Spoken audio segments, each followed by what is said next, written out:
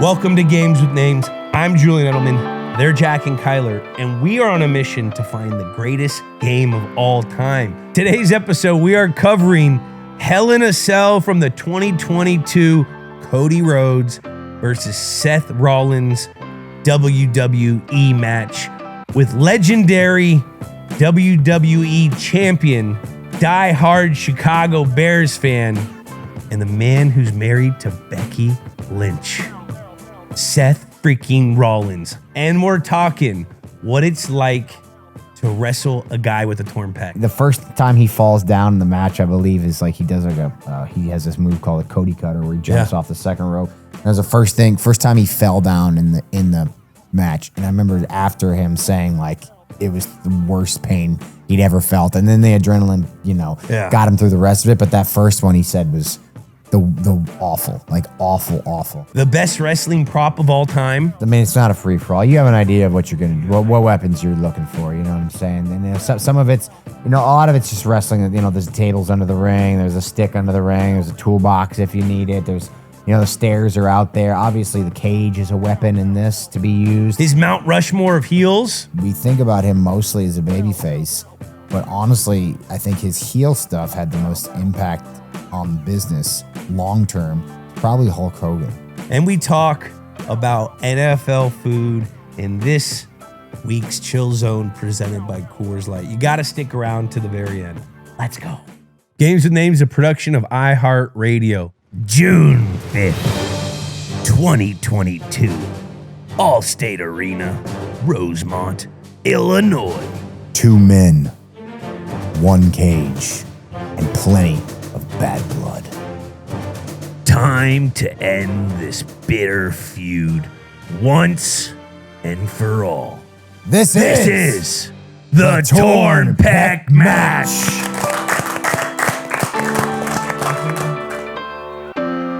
Welcome to Games with Names. Today, we are looking at 2022 Hell in a Cell, Rhodes versus Rollins, with Seth freaking Rollins. Seth, in one sentence. Oh, gosh. Why did you pick this match? One sentence. I think there are so many stories that come from this one match. Is this the greatest match of all time? No, it's not the greatest match of all time. Not at all. What is? The greatest match of all time? Well, wrestling is art, so it's very subjective. So everybody's got a different favorite match of all time. You know what I mean? Yeah. So I don't know. I think I have, do I have favorite matches of all time? Oh, man. The ones that stick with you are interesting because they're not the greatest wrestling matches of all time. People talk about Macho Man Randy Savage. Got him on the shirt here. Against Ricky Steamboat, WrestleMania 3. As one of the greatest matches of all time. Shawn Michaels, Undertaker from WrestleMania, maybe one of the greatest matches of all time. This match was very highly rated, but as I watch it back, I'm not like, oh, this is the greatest Hell in a Cell match of all time. So tough to say. I loved when I was a kid, Ultimate Warrior, Hulk Hogan, WrestleMania 6 in Toronto had a huge impact on me. Bret Hart, Shawn Michaels, WrestleMania 12 main event, Iron Man match had a huge impact on me.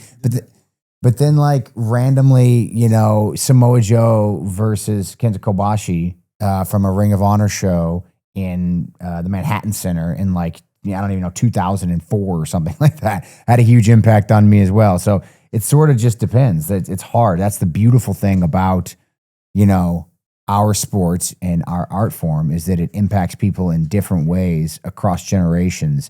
And so there's no one perfect piece of art. It's just you get to pick. You get whatever makes you feel a certain thing. I think that could be the best answer. That was amazing. I think that could be the best answer we ever had for that fucking... We ask every interviewee. Someone once answered that question with football. What's the greatest game of all time? They're like, football. I'm like, all right. Yeah, you can take it. Can't argue with that. Sometimes simple is effective. Amen. Man, well, we appreciate you coming here to the Nut House. How are things going today? What do you, we're over here getting the rotator cuff. Yeah, actually. Was that from Australia? From Australia. Crown Jewel? Perth, that's right. Where I was wrestling Cody Rhodes again for the first time since this match, as a matter of fact. Crazy, bro. I did what we call a coast-to-coast headbutt. So I jumped from one turnbuckle all the way across the ring to the other turnbuckle where Cody Rhodes was hanging upside down, and I headbutted him. But in the landing, I didn't stick it. I did not stick the landing. I rotated a little bit to my left, landed hard on my left elbow, jolted it up into the shoulder, felt it go right away. I was like, oh, we got a lot left to do in this match. We got a lot left to do. How much can I do? I was like, can I do it? Should we go in a different direction with the finish? What should we do here? There was a lot going on in my head. Luckily, I didn't have to pick him up for anything. Cody, that is. So fortunately, I was able to get through everything. I took his finisher off the top rope, which was pretty scary at that point because I knew I was going to land harshly on my shoulder. So I kind of kept it tucked real tight. And, I don't know that I did any more damage than the rotator. But yeah, 2 weeks out of surgery now. It's about a 6-month recovery. So we'll see how it goes. Now, were you getting flashbacks? Like the roles kind of turned from this match when he had a torn pec. Yeah. Back in 2022. Yeah. Like, did you guys have code word or hey, Bubs? Like, yo, arms hanging on by a thread here. Like, what are we doing here? Well, I landed and I immediately felt it go. I pinned him. I covered him. He kicks out. I think I'm talking to the ref and I go, oh, that wasn't smart. So that wasn't good. Are you hurt? I'm like, yeah. How bad? I'm not sure. You need to change something? Let me think about it. No, we're good. All right, let's go. Got any Toradol? So it just was what it was. At that point, we were 20 minutes deep in the match or more. So the adrenaline's just, yeah. I mean, but I could feel it. Like it was hard for me to raise it. I mean, you can see if you watch that match back, you can see me kind of it's dangling at my side. You know what I'm saying? So I can't throw even my punches or my forearms correctly. Like it was hard to do what I needed to get done. It hurt when you probably weren't doing anything, and then you would like get muscle, steam up some power, and then do something. Yeah, anytime. And then the pulse would start to come when you're not moving, probably. Yeah, that's it. Yeah, everything. It was really tender, and it was starting to get worse as the match was going on, and it was. What a fucking warrior! I just, what is it? Stupidity or is it courageousness? I don't know. I mean. Where's the line? Right? I think it's a perfect mix of both. I think that's line? What I think that's what a professional is. Okay, you have a job at hand. You signed up for it. You're gonna even when shit hits the fan, you're still gonna go out there and you're gonna give the people what they fucking wanted. And that's what a professional is. That's what you did. Yeah, I mean that's my mindset is always to finish. Every time I've gotten an injury, you guys are banged up all the time. Hey, you can't tell me all these people want to say it's just fake. Go fake, put your head into a staircase, a steel staircase. Like shit happens. You guys are getting fucked up out there. Yes. I look at this now, I'm like, that's crazy. You got to go do it like the next night. How do you recover? Still real to me, damn it. Yeah, I mean, there's a level of physicality to it, no doubt about it. And obviously things happen that, you're going to just accrue injuries from all the years of, I've been doing this for over 20 years now. So, 2,000 plus matches. Like of course you're going to get ripped to shreds. I've had a few surgeries on my knees, first one on my shoulder, had one on my neck, the whole nine. So it's up and down, but it just, fake's a weird word for it. Cause no one's we're not telling anybody that it's real, right? We're physical actors is what we are. So this is, it's predetermined, but fake is kind of nonsense. Yeah. I think we're past it as performers, but I think our audience is kind of past it as well. I think they sort of just understand what it is, It's not the 80s, the 70s, even the early 90s where we're trying to trick people, right? We're not trying to trick you into thinking what we're doing is what do you mean? This is real. A real competition. Now there are elements of reality to it, but that's what makes it special to me is that gray area where you kind of don't know. Well, I don't know if that was real or not, Plus the excitement, the stories, the pomp and circumstance and all that. So it's a really cool art form, man. I love it. How many surgeries have you had? Let's see. I've had 2 on my knee, 1 on my neck. God, those aren't easy spots. So yeah, the big one on my knee 10 years ago. I did just a scope on this one to get rid of some of the meniscus. It was bugging me. And then the shoulder, those are the big 3. I broke in my jaw, but I didn't need surgery on it. I got neck surgery to kind of alleviate some pressure that was going on a nerve that I had there. So I think those are the big ones, the 4 big ones right there. Fucking modern day gladiator. Man. Hopefully I'm done. I want to be done with the surgery. I pray that you're done too, bro. I don't want to do anymore. They're not fun, you know? It's not exciting. Badge of honor, but also let's just be done. Well, let's talk about some exciting things. Brother. Okay. Let's talk about your sports fandom. Yeah. Chicago Bears fanatic. Where did this come from? The Bears, baby. Well, I'm from Iowa. Iowa has no professional sports teams anywhere in sight. So we just get to pick and choose, really. But that's kind of normal. The Iowa people go up to that Midwest, Chicago. A lot of Iowans are Chicago. I mean, you get a lot of floaters. You know what I mean? You go, who's good right now? Right now, we're probably filled with Kansas City Chiefs fans. Whereas in 1993, there wasn't a Kansas City Chiefs fan in sight, right? Yeah. But at the end of the day, my grandpa was a Bears fan. My dad, aunts, uncles, everybody was a Bears fan. So I grew up in Chicago Bear fandom. Grew up a Bulls fan as well.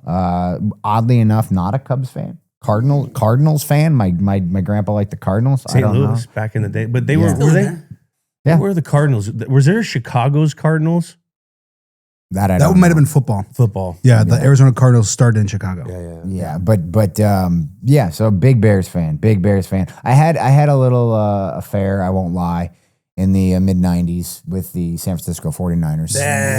It was very difficult. The Bears were awful. What am I going to do? We're watching the Bears stink every Sunday. I don't get it. My grandpa's ripping up these, stuffed animals and throwing stuff at the TV. And I'm like, why do we like this team? I didn't understand loyalty. I didn't get it, Yeah. So I was like, look at this 49ers team.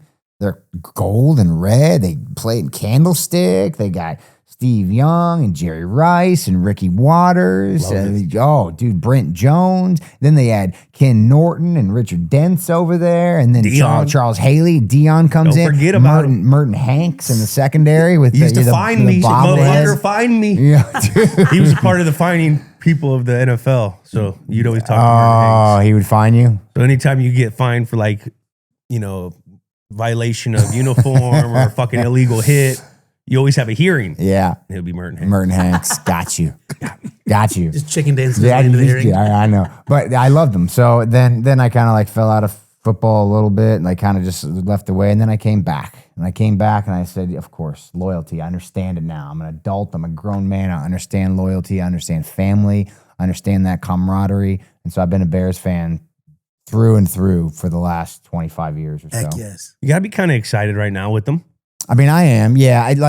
Every year you want it to be the year, but I think the idea of we're looking at where they're at now, they're 4-3. Look at where Caleb's at, but it's Ben Johnson's first year as a head coach. It's Caleb's first year in the system. Yeah. Last year was just a shit show from a front office perspective. A lot of perspective. Yeah, a lot of perspective. But I mean, that, it all filters down. So it's like they were really struggling. I think if you keep this Ben Caleb relationship, you'll see a lot of progress in the next few years. And I hope that we can start to compete with the Packers who've got their shit down and the Vikings who are very well coached. I'm not in or out on JJ McCarthy just yet, but what about them Lions? The Lions, dude. Fucking Lions. Stacked, bro. Stacked. Dan Campbell again got everybody locked in there. They just put in Hutch. They just signed my guy a big deal. Big deal. Good for him, dude. Because that's the signs of a good franchise is when you draft, develop, and pay your own guys. Love it. They've St. Brown. Yep. Penny. Johnson. Gibbs. Now Hutch. Yep. Bring in Goff. I mean, they're looking good, and they're only getting better. I'm a little worried about those Vikings. I mean, I am too. Bro, I said it right when they let Darnold out of the building. You let a guy that got you 13 wins out of the building? I know, dude. What a tough spot, though, because you draft McCarthy. And look, we don't know what he's going to be, but you know what I mean? And I know we're all confident in our ability to coach. I know we all got ego. But, bro, that's a crazy move because Sam Darnold's looking great over in Seattle right now. In Seattle. Yeah. You know what I mean? And so that's the NFL. It's been funny. It's been fun storylines this year. Oh, it's been a great season These Chiefs so far, coming out of nowhere. They're just I never looked down on I knew they were going to be what they're going to be. They're already better than last year. Everybody's waiting for him to slip, I'm like, dude, Pat Mahomes like 30 years old. What are you talking about, dude? What do you mean? No matter how old Trav is, when the lights come on, he's going to be there. Come on, it's fine. Yeah, now they look like they're unbeatable. I mean, they look besides the Colts are looking amazing, which is a great story. nowhere. See how So- long How that about them lasts for. Patriots? Patriots looking baby. good. Drake May. Drake, man, Drake, be love the Drake. the guy. Dude, that's exciting, huh? Oh my God. Ah, I mean, it is. He could have been a bear. Huh? he could have been a bear. Man. Could have been a Could have bear. been a bear. He could. I mean, that draft class is pretty sick. I mean, Yeah. JJ's the only one who's like the verdict's totally out on because he just has been hurt. But I mean, you look at those three guys between Williams, Jaden Daniels, And Bo Nix, May, too. and then Bo Nix, Nix. Pretty darn good. Yeah. They still need to. They all need to take the next step. The person who's developing the quickest, I think, right now, is Drake May. He's Like got Josh Jaden Daniels, McDaniels. he's taking a step because of the injuries. Yeah, he's had a You know tough what I mean? sophomore season. The yeah. sophomore, the injuries have kind of hampered him. And then once he comes back, everyone and JJ McCarthy's in this same category. When you come back and you haven't played in 6 weeks, these guys are in mid-season form. Yeah. You haven't even practiced. No, it's hard. We're taking live bullets. Yeah. You know what I mean? You got to come in and you've only had 9 quarters or something like Something that. like that. And then these guys, I mean, because that's what I remember when I come back, I miss a couple weeks from injury. You come back and you're feeling like you got fresh legs, but these guys are all seasoned. They've had a rep more on like just subconscious shit that's going to happen. So, do you find it harder to like reacclimate then into the offense when you come back from an injury? You got to reacclimate fast. Yeah, for sure. You got to. For sure. Or you know, where I was, you wouldn't go back in. But yeah, dude, it's going to be a fun weekend this weekend and going forward. I like to call this the pasteurization period of the NFL season. Oh, what's that? What do you mean by that? Well, you know, when you're milking a cow, Mm-hmm. all that fat and the cream, it rises to the top. And right now we're in that part where it's starting to rise. I'm trying to see And then we who's it get going to cream be. season where Ah. you get cream teams, right? The Yeah. cream teams. But what's at the very top? What do you take from the top? What do you make at the top of it? I don't know. What do you- Butter. So which ones are going to be the butter teams? Which ones are going to be those butter teams I that really- you scrape off on that? I like this analogy. I really You know where it enjoyed came this from? very analogy. Macho No. Man. You're a fucking guy on that goddamn shirt. Really? This I is a swear Macho to Man God. analogy? So like years ago on TV, I wanted to do something to give a tip of the cap to a Macho Man. So the cream to the rises to the top. And I just did that. And you Cream's came up on with the this top. whole milking analogy, which is And we fantastic. took on a life of its own. I may Oh my steal God. this. This will is end up great. with you doing a Fox like Sunday like interstitial from like a farm someplace. I can just We have see to. it coming. We have to. Yeah, has you're to. going to be under a cow with the udders the whole for sure. You know, No You got question. to do what you got to do for the I understand it. I get that. I get that. There he is. Cup of coffee in the big time. Who's your? rises to the top. Yeah. Oh yeah. Oh yeah. What a guy. What a character. What a character. I stole some of my current character from him. He was a big inspiration for a lot of it. What Yeah. parts?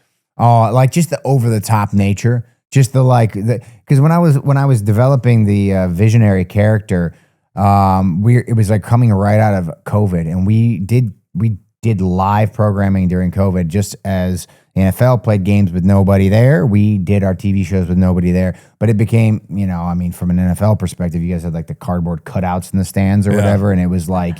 It was so it was boring, right? It was dead. There's no energy. That's how it was where we did ours in the Performance Center, and then later we did some residencies in the local arenas in Florida. But one of the things that I noticed when I was watching the program, I have my baby in December, and I have 2 months off, or maybe a month off or so. And when I'm watching the program, I just noticed how like bleh, everything was, and it was just like. Everything was toned way down. All the promos, the backstage, everything was just muted. It felt slow, and it felt like everybody was trying to follow this trend. Like Roman Reigns is really hot at the time. He's doing this tribal chief thing where everything's, you know, just mob bossy, very quiet and understated. And so when I was watching the show, I was like, man, I didn't love this about wrestling. What I loved like larger than life, Over the bright top. colors, over the top, and Macho Man Randy Savage, bam. You know what I mean? The way he delivered his promos, but he could still be taken serious when it was time to fight. Ric Flair, Rick the Model Martel, Mr. Perfect, Ravishing Rick Rude. These were the guys, the villains that I looked at and hated but loved at the same time. So I took some elements of those guys when I was thinking about what the Visionary could be. That's awesome. That is so awesome, sick. man. Yeah, Randy was probably one of the biggest influences on the character, I would say. That I get in a wormhole at least 3 times a week of just footage of Macho Man Randy Savage in Italy fucking skiing in his fucking thing or doing I love him. Oh, he was It's great. just like you said, it makes it's so over the top. It puts you in a good mood. Puts you in a great mood. Everybody can do Macho Man, you know? Yeah. Everybody tries to do a Macho Man, but you remember the costumes, you remember the you know, his eyes, you remember the promo, all of it. He's just he's a legend for sure. Best. If you were to ever like look at our group chat, it's like 90% just Macho Man meme back and forth, clip back and forth. We communicate in Macho Man clips. Pretty That's much. the best. Now, what's it take to be a good heel? Man, what's it take to be a good heel? That's interesting because modern day heels are so different now than back in the day, right? What are the differences? Well, it used to be how much can I get the audience to hate me, which I think is still a primary mover, right? That's still one of the main goals is how you have to be willing to understand what the audience hates and do that, right? What's going to get people angry? Like what's going to incite people? Because your main goal as a heel, your main job is to get people to like the other guy, to like the baby face, right? So you have to be able to kind of like find the things that are really gross or that really, or, you know, they poke at people or whatever it is and not be afraid to go there. I think a lot of times what our heels do nowadays, back in the day, the old guys didn't care. They all knew they were rotten SOBs. They didn't care. Nowadays, I think everybody sees themselves in a way that they've got no flaws or that they don't want to admit that they've got these types of tendencies inside of them. You know, I'm not that person. I'm not a selfish person. I don't want everything to be about me. Like I'm not mean like that. I wouldn't do that. And it's hard for them to then become that character when when the red light's on and time to go. I think it's just, you have to take an honest look at who you are, understand that we've all got good and bad inside of us, and you have to be unafraid to find those rotten parts of you and figure out how to manifest them into a character live on screen. Yeah. You have to be willing to put yourself out there. Now, I will say this, it's much easier in 2025 to be a bad guy than it is to be a good guy. Because you can everybody wants to hate everything. That's what they all want to do. No one wants to get online and talk about how much they love something because no one cares. They just want to get online and bitch about anything they can find. They want to complain about anything. So it's so easy to troll people, to mess with people. It's so easy to just get people to hate you. It's like there's no wrong. You can do no wrong. You can do no wrong as a bad guy. You can screw up left and right. You can mess up your promos. You can screw up in the ring. Doesn't matter. They'll boo you for it, and then you're gold. You know. So I think it's just a different place. The thing that's different, and I'll get into that, is that our audience nowadays is so intelligent that they know you're playing a character. And if you do that too well, then they start to like you. And so you stop losing the ability to Heel. That's interesting. You start so I mentioned Too many sick individuals now that like heels too much. Well, I mean, heels have always been cool. Yeah. But there was because we stopped trying to hide what we do, because we let everybody in on the secret, you know, now everybody's sort of just playing along with the heel. There's not a lot of truth to it. They know that, you know, like they're going to see me, or hear me or whatever on this podcast, and it's not this guy, right? And I can't be that guy on this podcast because that's not legitimate. So the way that the culture is, the way the media is, and the way that everybody understands what pro wrestling is, makes it more difficult to be a successful heel long term. So I think you have to understand that. Like my last babyface run that I had kind of maybe 2 years ago was like sort of right off of this. So I'm a monster heel here in 2022. We're talking about this Hell in a Cell with Cody. By the end of this year, I'm a massive babyface. So this is in like July or something. I don't even know. June? Is it June? By the end of this year, we're in Madison Square Garden. I'm doing a stomp to Matt Riddle's head in Madison Square Garden on steel steps to people singing my song. And they had no choice but to flip me into a babyface the following year, and I ended up working with Logan Paul at the following year's WrestleMania as a babyface. Yeah. So within a year's time, I go from being the most hated guy in the world in this match to being one of the most beloved people on our roster. And I would say it is simply because I was doing my job too well. Yeah. And the audience respected that. They appreciated it. Now, is that because the audience is so dialed into the craft and the whole picture of wrestling? I think so. Oops. That they appreciate you, like being so good at your craft that they just like you, even. Yeah, I mean, I couldn't be mean enough at that point. Like nothing I would do. Like I said, I stomped the guy's head into steel steps, who was a fairly beloved character, and it didn't matter. Like Roman Reigns, who was very over at the time, I could troll him and laugh in his face, and people thought it was hilarious. I went from being ridiculed for the silly outfits that I was wearing to it becoming like, oh, what's Seth gonna wear this week? You know. So I was doing all the same things that I had done to get booed out of every building, and now it had just turned the other direction, and they were like, "This is great." And I do think it just has to do with the audience understanding what it is and appreciating the effort that I was putting into the character, into being a bad guy. You can never go too heel, though, can you? I mean, there are some lines you might not want to cross, but I mean, I'm pretty open as far as that is concerned. Yeah. You know what I mean? There's some things you don't want to say that I find that will turn the audience off. So you can't go too heel. You can. You can Yeah, go too yeah, heel. you can. And I think because our company is a publicly traded company now, you know, you have shareholders, you have advertisers for TV. We had to ask. Yeah, so there are a lot of things that you can say that, you know, if it affects the bottom line, then you've gone too far. I get it 100%. How was Logan Paul as a wrestler? As a wrestler, he's great. Yeah, he's pretty athletic. He's extremely athletic. Yeah, I mean, he's a young cat. He's extremely athletic. One of the things that he excels in, and I don't want to, you know, say too many nice things about the guy, but one of the things that he's great at is he knows he doesn't know anything. He's coachable.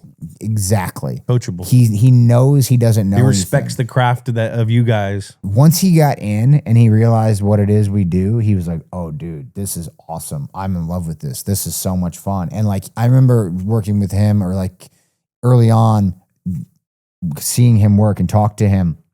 And he was blown away by the level of intricacy, like the thoughts and the planning and the processing that goes on behind the scenes. Like I don't think he fully understood what kind of scope there was. I mean, I think he just thought, oh, it's a bunch of guys that just show up in their underwear and oil up and go out there and do this fake fighting thing.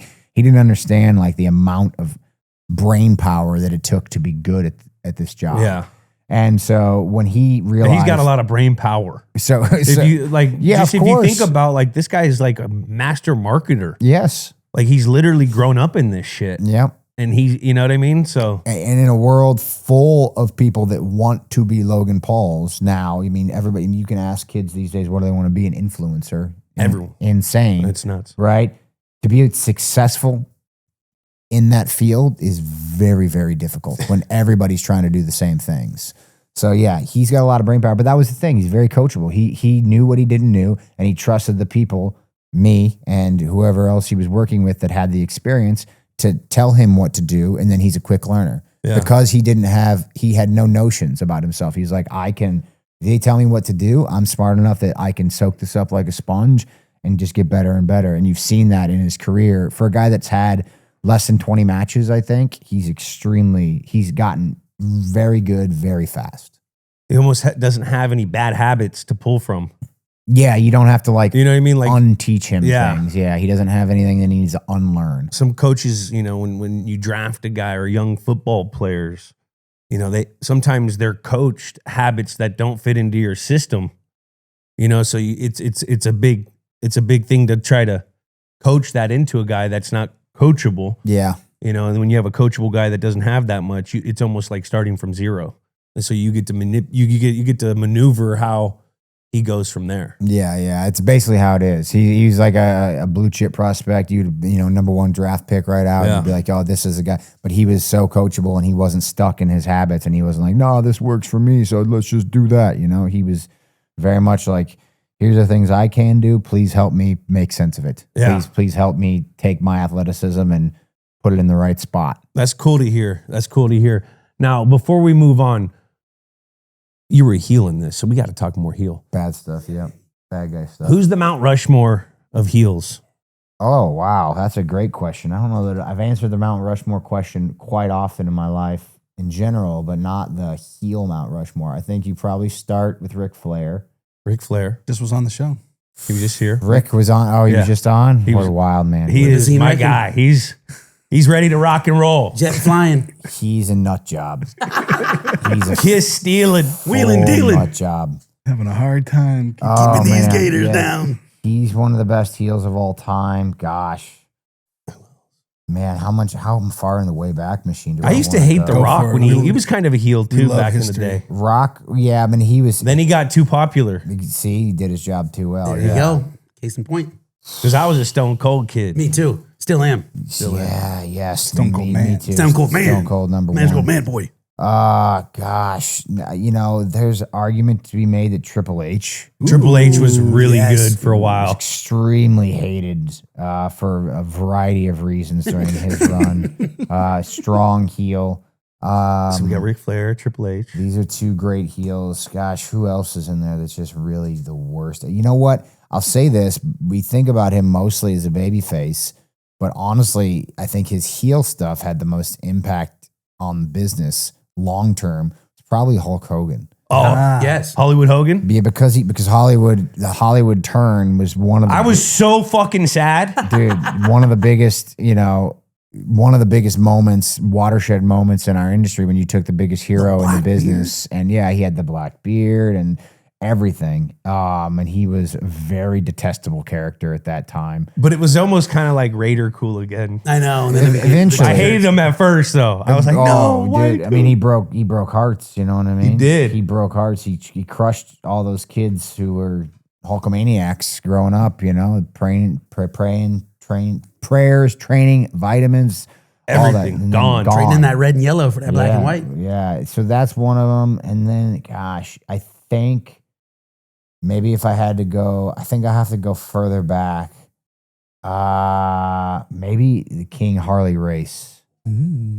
Harley was nasty, man. What years was he? Dude, what Harley was like. Put a picture. I got to see who. I think Rick told the story about him pulling a gun on Hulk Hogan on our episode. That seems right. yeah, right? Yeah. Am I correct? Yeah. Harley was like the 70s, that seems 60s, right. 70s. Those were probably his big decades, I would say.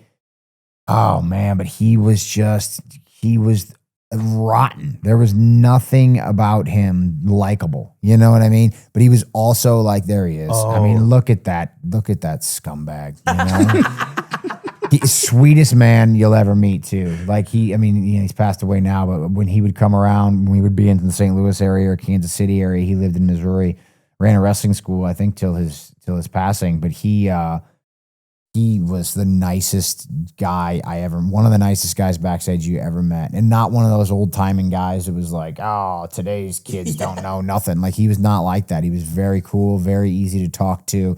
But man, as a performer, just mean. He was mean. He was like the embodiment of a bully.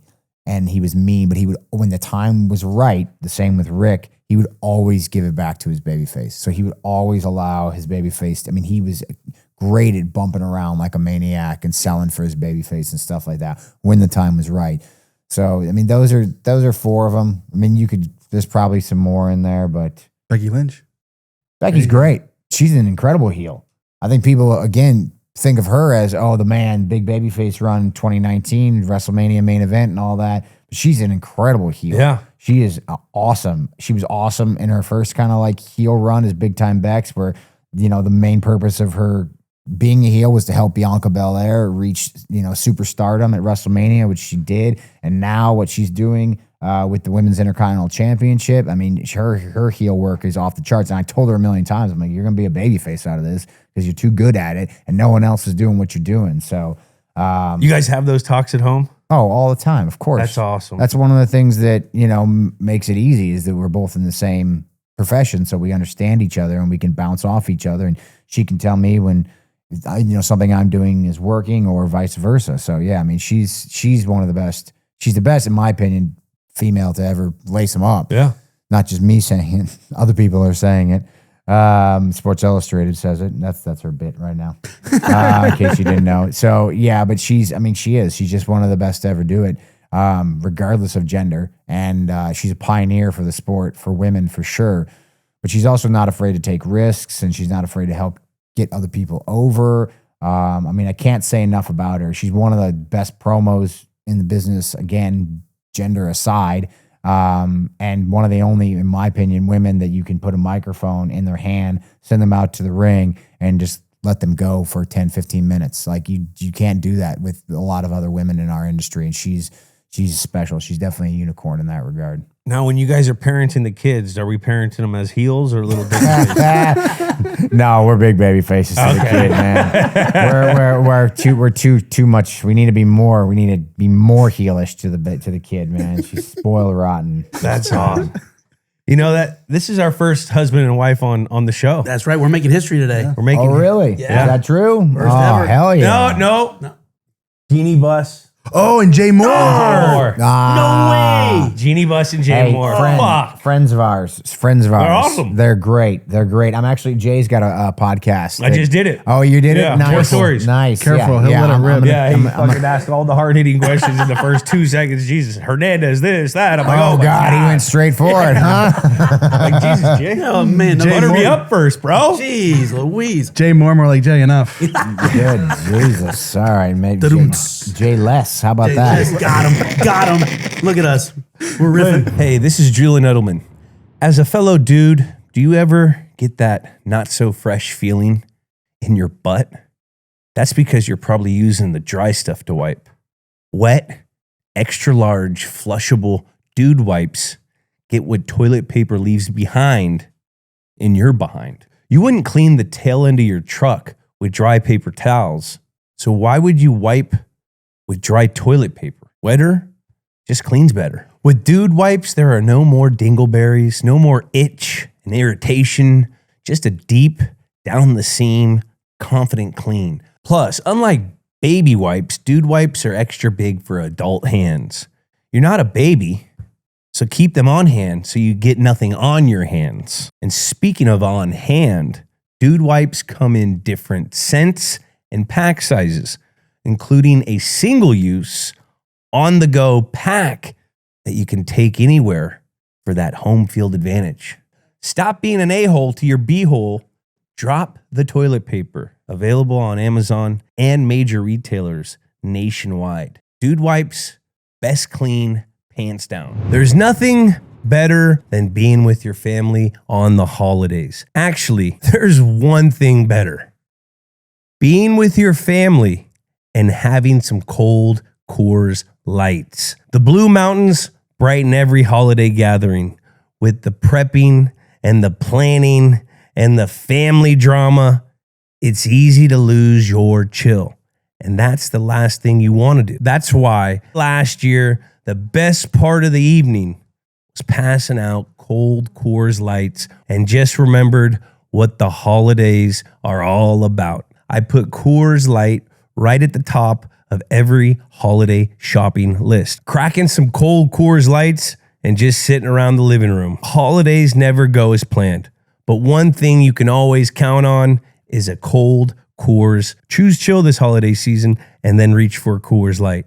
Get Coors Light delivered straight to your door. Visit CoorsLight.com/GWN, or you can find it pretty much anywhere that sells beer. Celebrate responsibly. Coors Brewing Company, Golden, Colorado beer. Let's go back into time where the match took place and talk about some of the pop culture going around. Oh, wow. This took place on June 5th, 2022. Top movie, Top Gun Maverick. Oh, what a movie. What a movie. It's a perfect movie. What a movie. It literally, my dad was just here for 8 days. I think he watched it 4 more times. Oh, dude. I mean, Give me the goose pimples, got me the tears in the opening credits. Yeah. You know what I mean? When you just hear the song, did it save the movie industry? I don't know. Movie industry's still not doing hot. Yeah. God bless it. Need a couple more of those Top Guns. Yeah. I mean, WWE taking the viewers, dog. You know, it's pretty crazy that's exact. Isn't that what we just happened? The strikes in Iran? Oh, yeah. It was the literal same plot thing. oh, that wasn't Iran. Wasn't that? It was like China. I don't know. Look it up. All right. Number one song, As It Was by Harry Styles. I don't know that song. You know it's not the same as it Was. Yeah. I don't know that. No. I don't know that He's- song. The Johnny Depp Amber Heard case was going. That swept the Oh, nation. yep, Yeah, yep, pooping in yep. the I bed and all remember that. that. What that was. What was the resolution that they were both just jerks? I think right? they're both That bad. was the. Yeah. That I was think he won. he did I think win. she's slightly worse. Yeah, think is yeah, where we she was landed. slightly. Yeah, that was it. Yeah, they Yeah. were both Yeah. awful, terrible, toxic relationship. Yeah. But she was slightly worse. I think Yeah, that I was. think that's you're where- right. That The Cliff Hey, he's Notes still getting that song. Savage money. Oh, He's that's still getting that brutal, Savage dude. money. That sucks, man. that's crazy. Super Bowl champions were the LA Rams. Aaron Oh, yeah. Rodgers was the MVP. Oh, God, Sorry, was he sorry. really? You're not an Aaron Rodgers fan? I'm a Bears guy, bro. Yeah, he owned them. He owns them. I know we have Pittsburgh on the schedule later this season. I am terrified of that game. Revenge, baby. Are you? Because our secondary is absolutely trash right now. Trash. I mean, they don't have a ton of people to throw to. I don't know. Was there news on the Freiermuth injury? He looked like his knee got Knees banged up Pretty banged up. They have DK. Trade deadline is Tuesday. Tuesday. We are gonna we'll be see. I way bet you there's past going to that. be some fireworks. I think so too. Fireworks. I think so There's too. never fireworks in the NFL. Everyone always wants the NFL to be like the NBA and the NHL. No, and it it's just not that never is. crazy. Huh? We'll see. Huh? We'll see. We'll see. I feel like there's gonna be some moves too. I think there's going to be. Tom Brady unretired Of course after he just did. 40 days of retirement. I mean, he played till 45. Well, savage. That's crazy. That's unprecedented to be that good till 45. He literally he took care of his body. That's all he cared about. That's amazing. I mean, Do you think it was? Do you think it was him taking care of his body as much as it was also the NFL starting to take care of quarterbacks more? both. Okay, Because the combo. first 10 years of his career, No, they he could- was getting. I mean, it wasn't smashed up. the 70s where they were eye gouging and shit, but Yeah. you know, he was getting hit. Yeah. But I think the rule changes did help him, and he would acknowledge that. Okay. Yeah. I mean, he's He'd be not like, shy "This about game's easier now. My receivers can't get killed over the middle. You know, I can't get hit." Oh, I love his like talk about that and how it makes him lazy, right? Like makes because you don't have to account for those things anymore. You essentially, like, when a guy got knocked out, that was the offense making a mistake and the defense winning the coverage battle. Yeah, You know, if a guy's running through a zone, the guy shouldn't be running through a zone. There's a guy sitting there. You know what I mean? Like, those kind of things were all no-nos on the offense. yeah. You know, that the offense lost that play. And you had to be better. You had to take those into account. You had to take those into Yeah. account. Now you know it's a fly zone across that middle. It used to be, like Tom said, I remember going across, getting hit by Ray Lewis, knocked out for 2 weeks.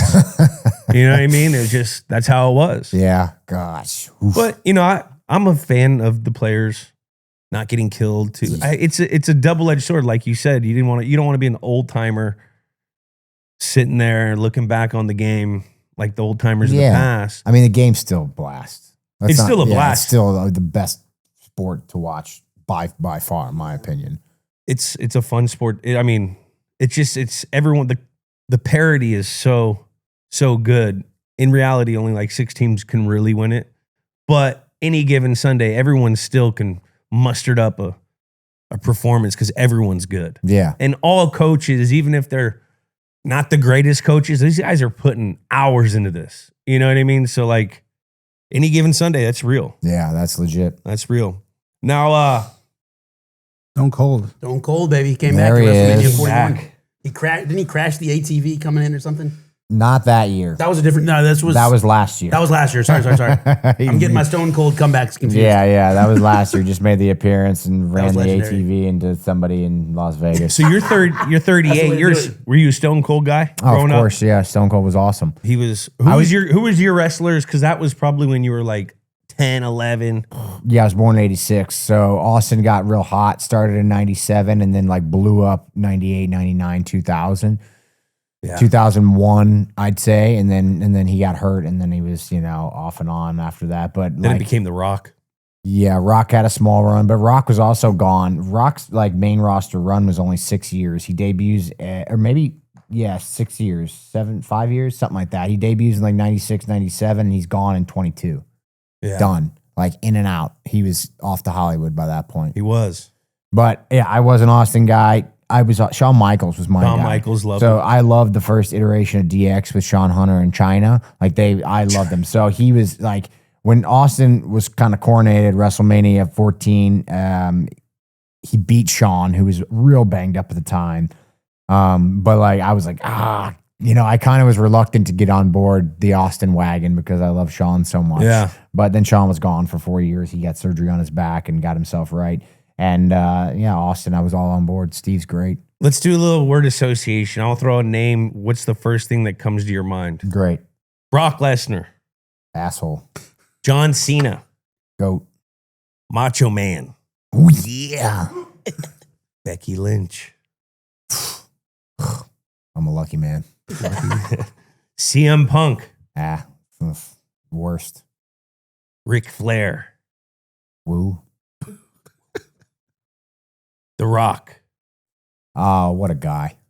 I'm friends with DJ now. So he sent me, like, when I got hurt after WrestleMania 40, he sent me like a giant, it was so much ice cream and chocolate.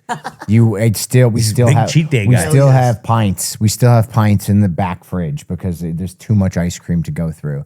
He's a big cheat day guy. Big, Yeah. I've seen it on Instagram or one of the ones. He loves that cheat day. What a guy. We though. got to get this man an Oscar. He was awesome in Smashing Machine. He was very good. Smashing Machine was very good. So We good. loved Smashing Machine. And Good yeah, man. but yeah, he's what a guy. Last one, Cody Rhodes.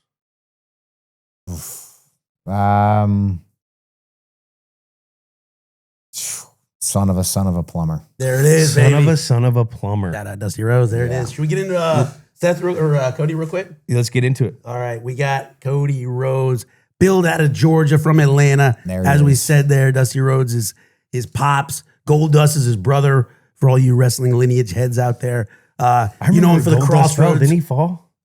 Goldust passed? No. No. Remember he did a hanging thing and there was like a rumor when we were young.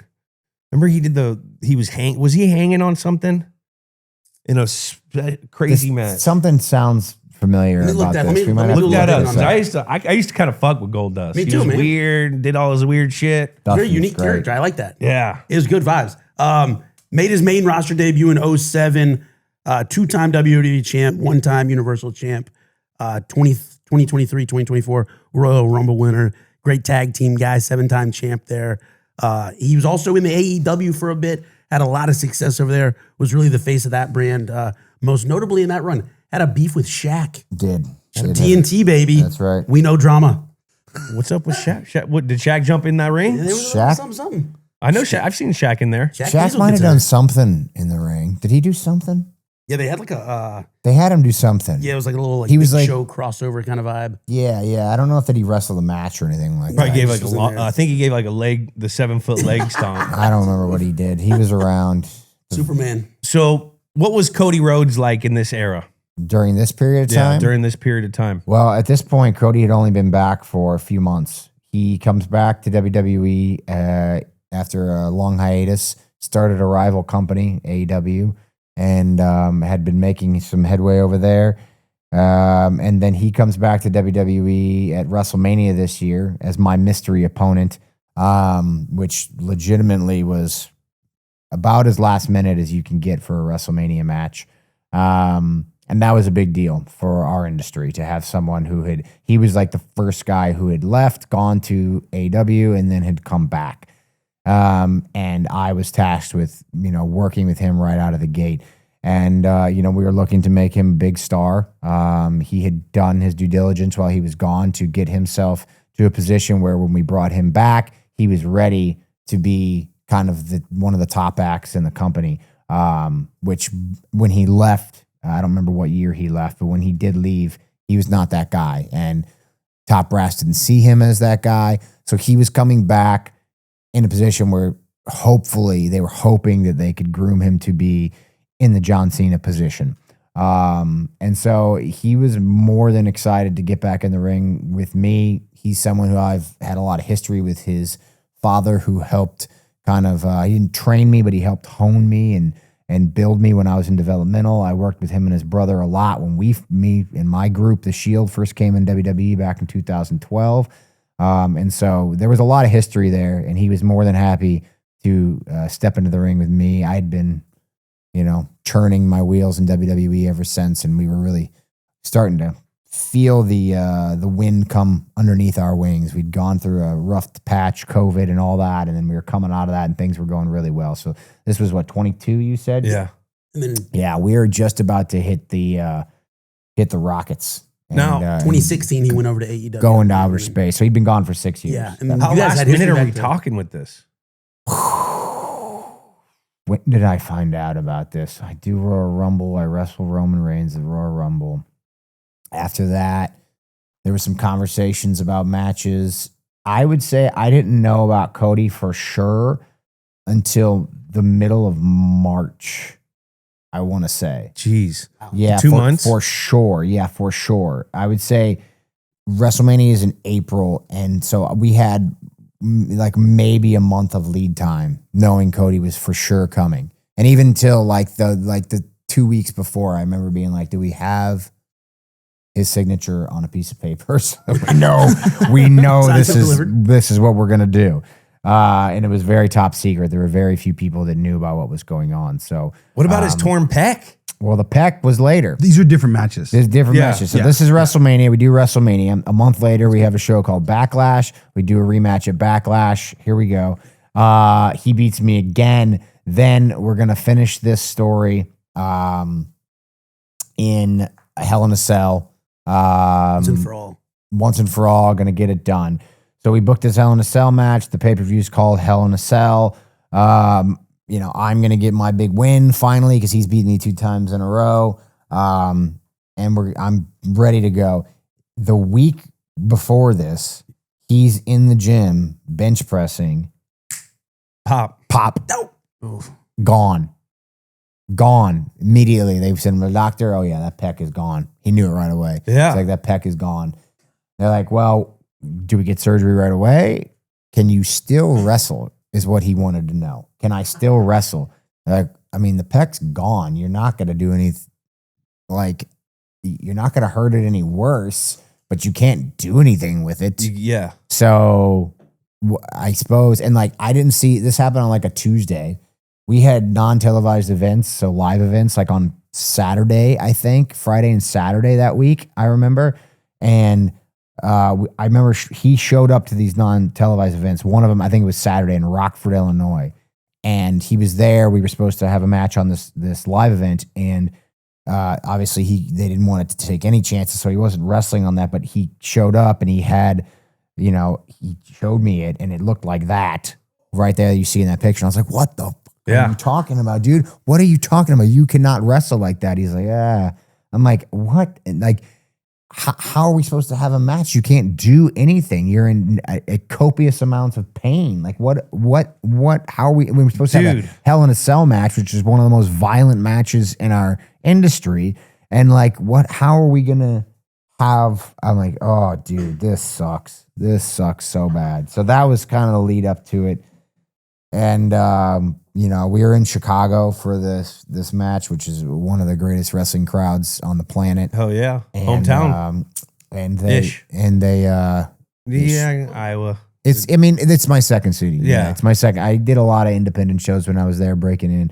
Allstate Arena is just one of our like flagship spots. Hell yeah. And it is always packed. This was no exception.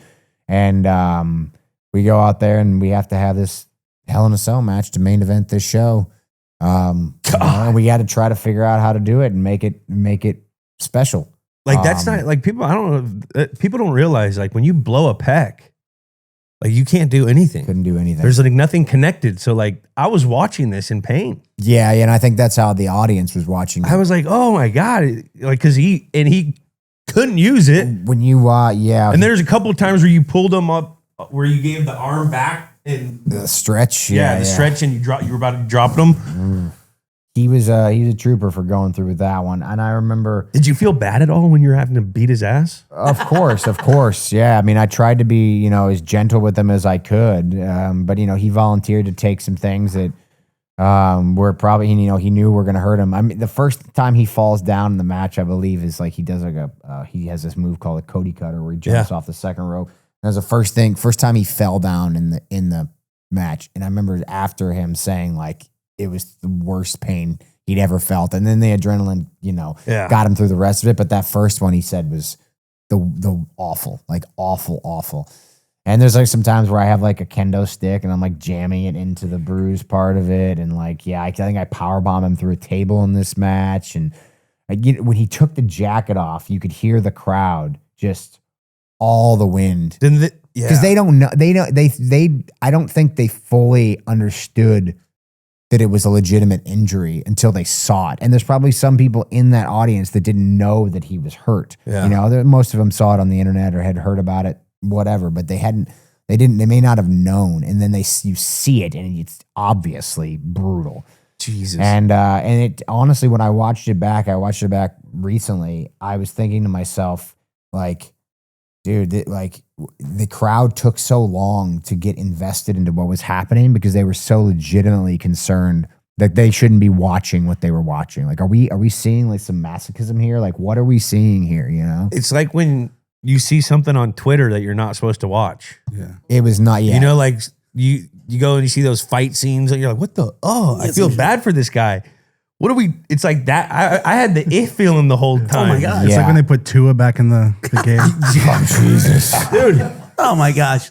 No, Yes. it's like it was so jarring. The visual, like the colors and the blue and the hues. Oh my God. Jackie, we didn't break down Seth freaking Rollins. give Let's Seth get his Seth flowers in real here. quick. Hold on, There I am. real quick. That's the man, baby. That's me. You mentioned that this match was gonna be one that you won, and then after like he got No, hurt. that was the game lead up, like for the people, right? In my head, I was hoping to get it backstory wise. I don't know what the planned outcome of the match was before he hurt his pec. I don't know if it was, we hadn't gotten that far. Usually I just wait till the day of to understand what that's going to be and we can pivot from there.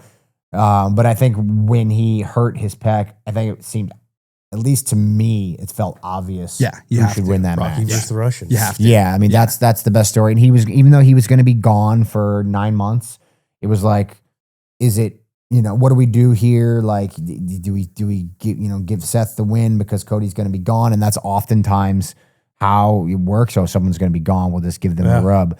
But it just made sense from the story perspective. And I was a heel. It wasn't going to hurt me any to lose at that point.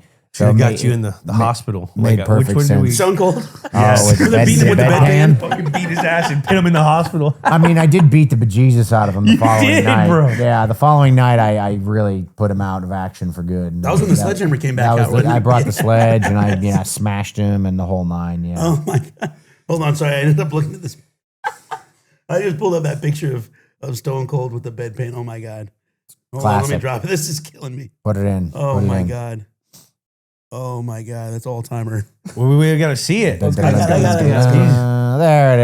is. Oh my God. You scrubbed in first. Beautiful. Yeah, scrubbed in. Beautiful. Gotta follow protocol. I That think is too much, man. That is too much. We got to give, we went through Cody. We had to give Seth his flowers here. I mean, the GOAT in my book. I'm a fan, man. The 6'1", 225, baby, out of Davenport, Iowa. The Kingslayer, the architect, the curb stomp, baby. This is a one-time crown jewel champ. Fresh. The stomp, Fresh. bro. The stomp. I know, sorry. I'm using the old school terminology. It's okay. Two-time WWE heavyweight champ, two-time Universal champ, two-time WWE champ, two-time IC champ, one-time tag team champ, five-time Raw tag team champ, Money in the Bank briefcase winner. He's like Caleb Williams out here, number 1 overall pick in the WWE draft. Don't forget it. Back in 2014. The number 1 it was 2016. Sorry, I got messed up there. But I mean, Seth Rollins, biggest guy going. The only thing I'm curious, aerialist. I don't know where that came from. I've never been the aerialist. That's Yeah, they go wild on some of these nicknames. Yeah, I had to throw all the AKAs in there just in case. all the other ones. are in CrossFit there. Jesus. CrossFit Jesus. Right. You do got the CrossFit Jesus looks. That's a cool one, right? Yeah. I don't know where that came from, but I mean, I like it. It's good. I think I made a shirt with me as Now, CrossFit Jesus. where'd you get Seth Rollins from? Dusty. So Cody's dad came up with it. Not came up with it, but put it together. When we were getting hired, at the time, 2010 is when I got hired with WWE. I was Tyler Black. That was my name on the independent wrestling circuit, which I got from 2 movie characters that I really liked. Tyler Durden from Fight Club, Sirius Black from Harry Potter. Put them together. Bada Damn. boom. That was my name. Then WWE wants to own me, so I own Tyler Black in perpetuity, and they can't have it. Even if I try to sell it to them, they cannot have it. So if I leave, I can still be Tyler Black, and they didn't want nothing to do with that at the time. So we come up with a new name. So I just got lists of last names and first names that I liked. I don't even actually know why Seth was on the first name list. I think it was just because I was going through names that people didn't have on the main roster, and Seth, I don't know, I put it on there. I don't think I had any reason for it, but Rollins was on there because I was a big Henry Rollins fan. Thought Henry Rollins was a cool guy. And I took this list to Dusty Rhodes, American Dream baby, who was the head of creative and developmental at the time. And it was his job to suss out a name and figure out what he wanted. And he just really liked the name Seth Rollins, baby. He couldn't do the S, and I think that popped him. And so he's Seth Rollins. That's it, baby. I see it in the marquee now, baby. It's Seth Rollins. That's it for WrestleMania. That's it. And so that was it. I wonder how Mike Tyson's would say it. Similar. Yeah. Similar. Pretty close. Yeah. Spinal. Yeah, that's Rollins. Seth Rollins. So yeah, I think that was it, and then I've been Seth Rollins ever since. Now, how'd you come up with your move? The stomp, I stole it. Straight up yoinked it. I stole it from a guy named Alex Shelley, who wrestles in WWE now. He's in a tag team called Motor City Machine Guns with Chris Sabin. He stole it from a Japanese wrestler named Marufuji, Marufuji is like a god when it comes to innovating wrestling moves. And neither of them ever did it as a finishing move, though. I think I was actually the first person to ever do it as like, bam, finish. I was on a live event back in 2010 or 11. And at the time I was doing a different finisher, but I was using the stomp as a signature move, a false finish. I'd 1-2, the guy would kick out. And it just looked so nasty that the guy who was producing the show, his name was TJ Wilson, who's still a producer for WWE now, he was like, man, you should really think about using that as your finish. So the next night, had another non-televised event. I did it as the finish, and then that was my finish from then on. Now, how do you describe your style? I can do it all. I have no style. I'm like, I can do everything you need. I'm in my opinion, I'm the perfect wrestler. Well, no, because I'm not too big, I'm not too small. I can fly around, but I can brawl. I can be technical. I can do any kind of match that you want me to do with no limitations. I'm strong enough to pick up guys that weigh 400 pounds, and I'm not so big that I can't sell for Rey Mysterio. So I can do anything. I have no weak points when it comes to what my style is. If you need a match where you need a brawl, just a knockdown, drag out fight, with blood everywhere, I can do that. If you need a technician's like just boom, boom, boom, Rob Van Dam, Jerry Lynn, I can do that. So it's like anything you need, I got it. What position in football would you be? I have a quarterback. You think quarterback? Quarterback. I mean, I'm thinking athlete wise. I'll tell you what I think. I'd probably be a safety. I think you're like a fast linebacker. Oh, interesting. I could see that. I'd have to put on some size. But not how much you weigh? 225? 217? Let's say then you're like a Cam Chancellor safety. Then. I'm probably like 210 right now. Okay. Well, then you're probably like a in-box safety then. Yes. Guy that can play the run, cover a tight end, dropping coverage, blitz. Yeah, that's like that athleticism fits you. That's where I would see myself on the because they're like defensive big side of the dudes, ball. but they're also the most athletic dudes. True. They're not like D linemen, even though some of the DNs are like They're sick now. fucking Yeah. crazy athletes. And you look badass with the hair flowing out the back of the helmet. Yeah. You'd be like yeah. Troy Polamalu. I could be a little Palomalo without the curls. Yeah.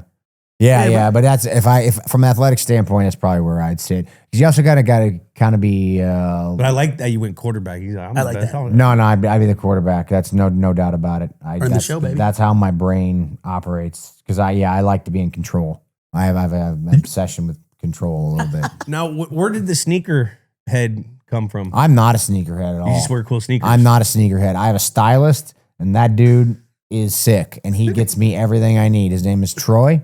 Find him on Instagram as King Troy with King an Troy, I. shout out. So And King Troy has been my stylist when I started the Visionary character.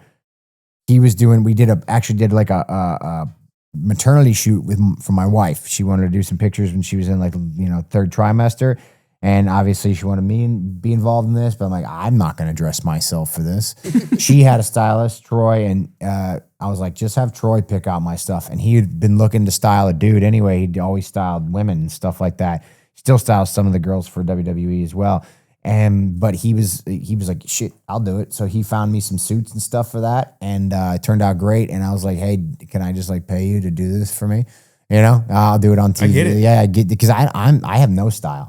My style is You had me fooled. like this. The Confidence. Macho Man right. shirt is mine, but like I don't buy these jeans. I don't buy these shoes. Like I don't know none of this stuff. So normally I just wear like the most comfortable thing I can find. I have sweatpants that I bought from Walmart from 25 I'm a years sweat short ago. guy. I like sweat short. I love a Underrated, sweatshirt, underrated. bro. Because it's like Well, you live in LA, right? living out Yeah, here. you know when I'm a sweat guy when I was back east. yeah, of course. Sweat short. Too hot. Yeah, Too hot. I get that. I understand that. But I like to free ball it in a sweat short or Respect. a sweat.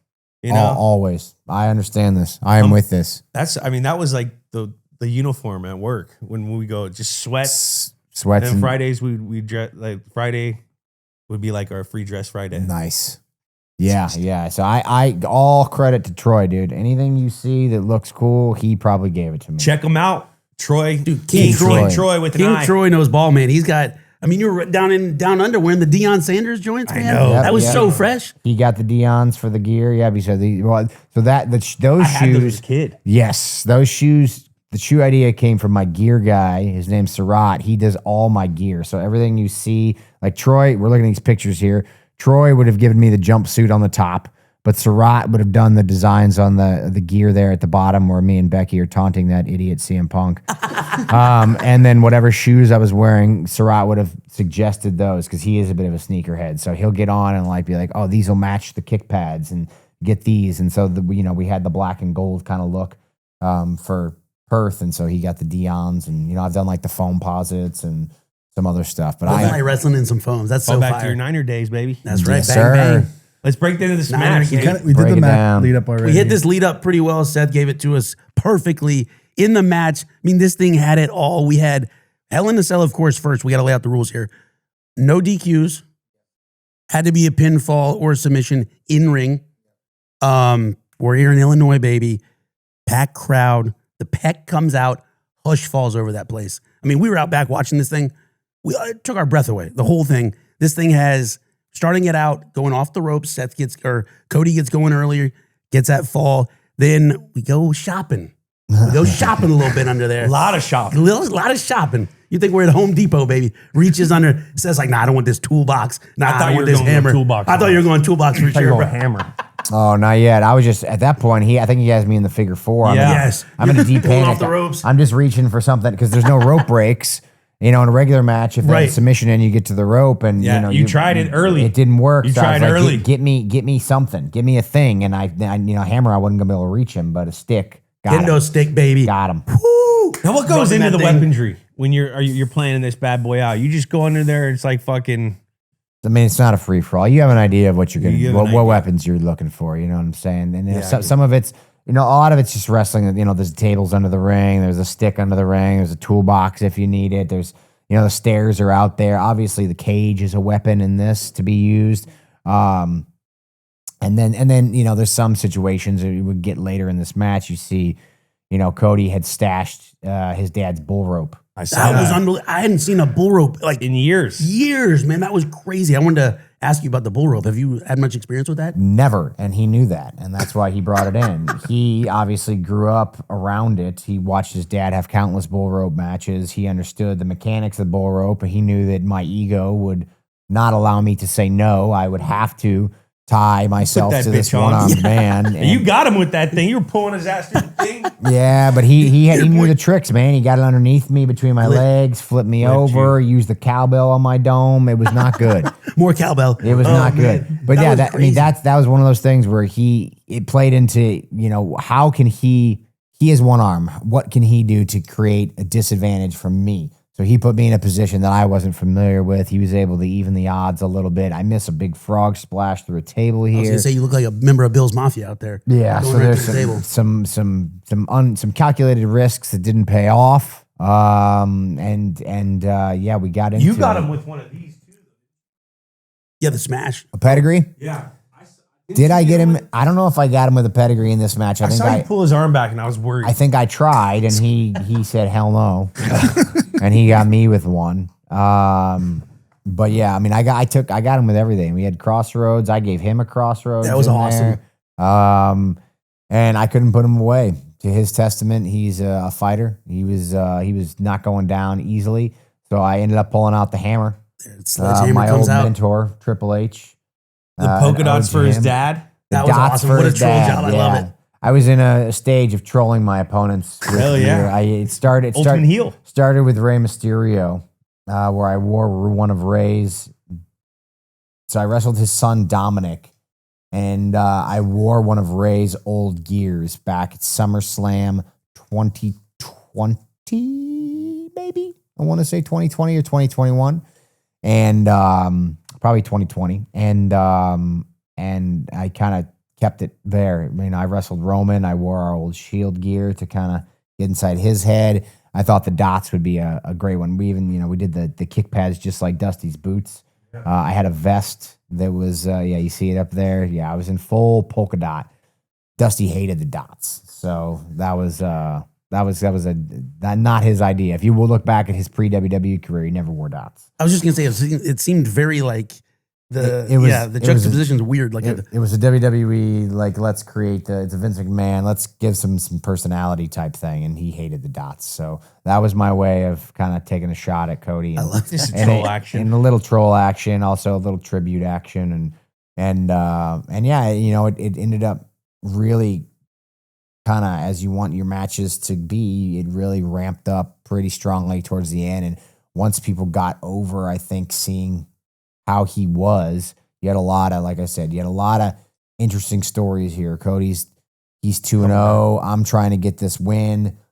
He can't take it easy because he's got the pec injury, so he's got to go balls to the wall. He knows this is probably going to be his last match for a while, so he's sending it just through the roof, giving it everything he's got. I'm trying to take advantage of the pec. You've got the cowbell from Dusty. You've got the Triple H sledgehammer. You've got all these little elements of our mentors and kind of how our stories have come and gone and intertwined with each other over the years. And then you've got this spectacle that is this big red cage, this guy with this black and blue pec, two of the elite performers in our industry. And, what you have is a classic match, I feel. It was awesome. I mean, like you said, peppering in all the homages, but blending it with your guys' feud. It was just like the story you guys were telling was incredible.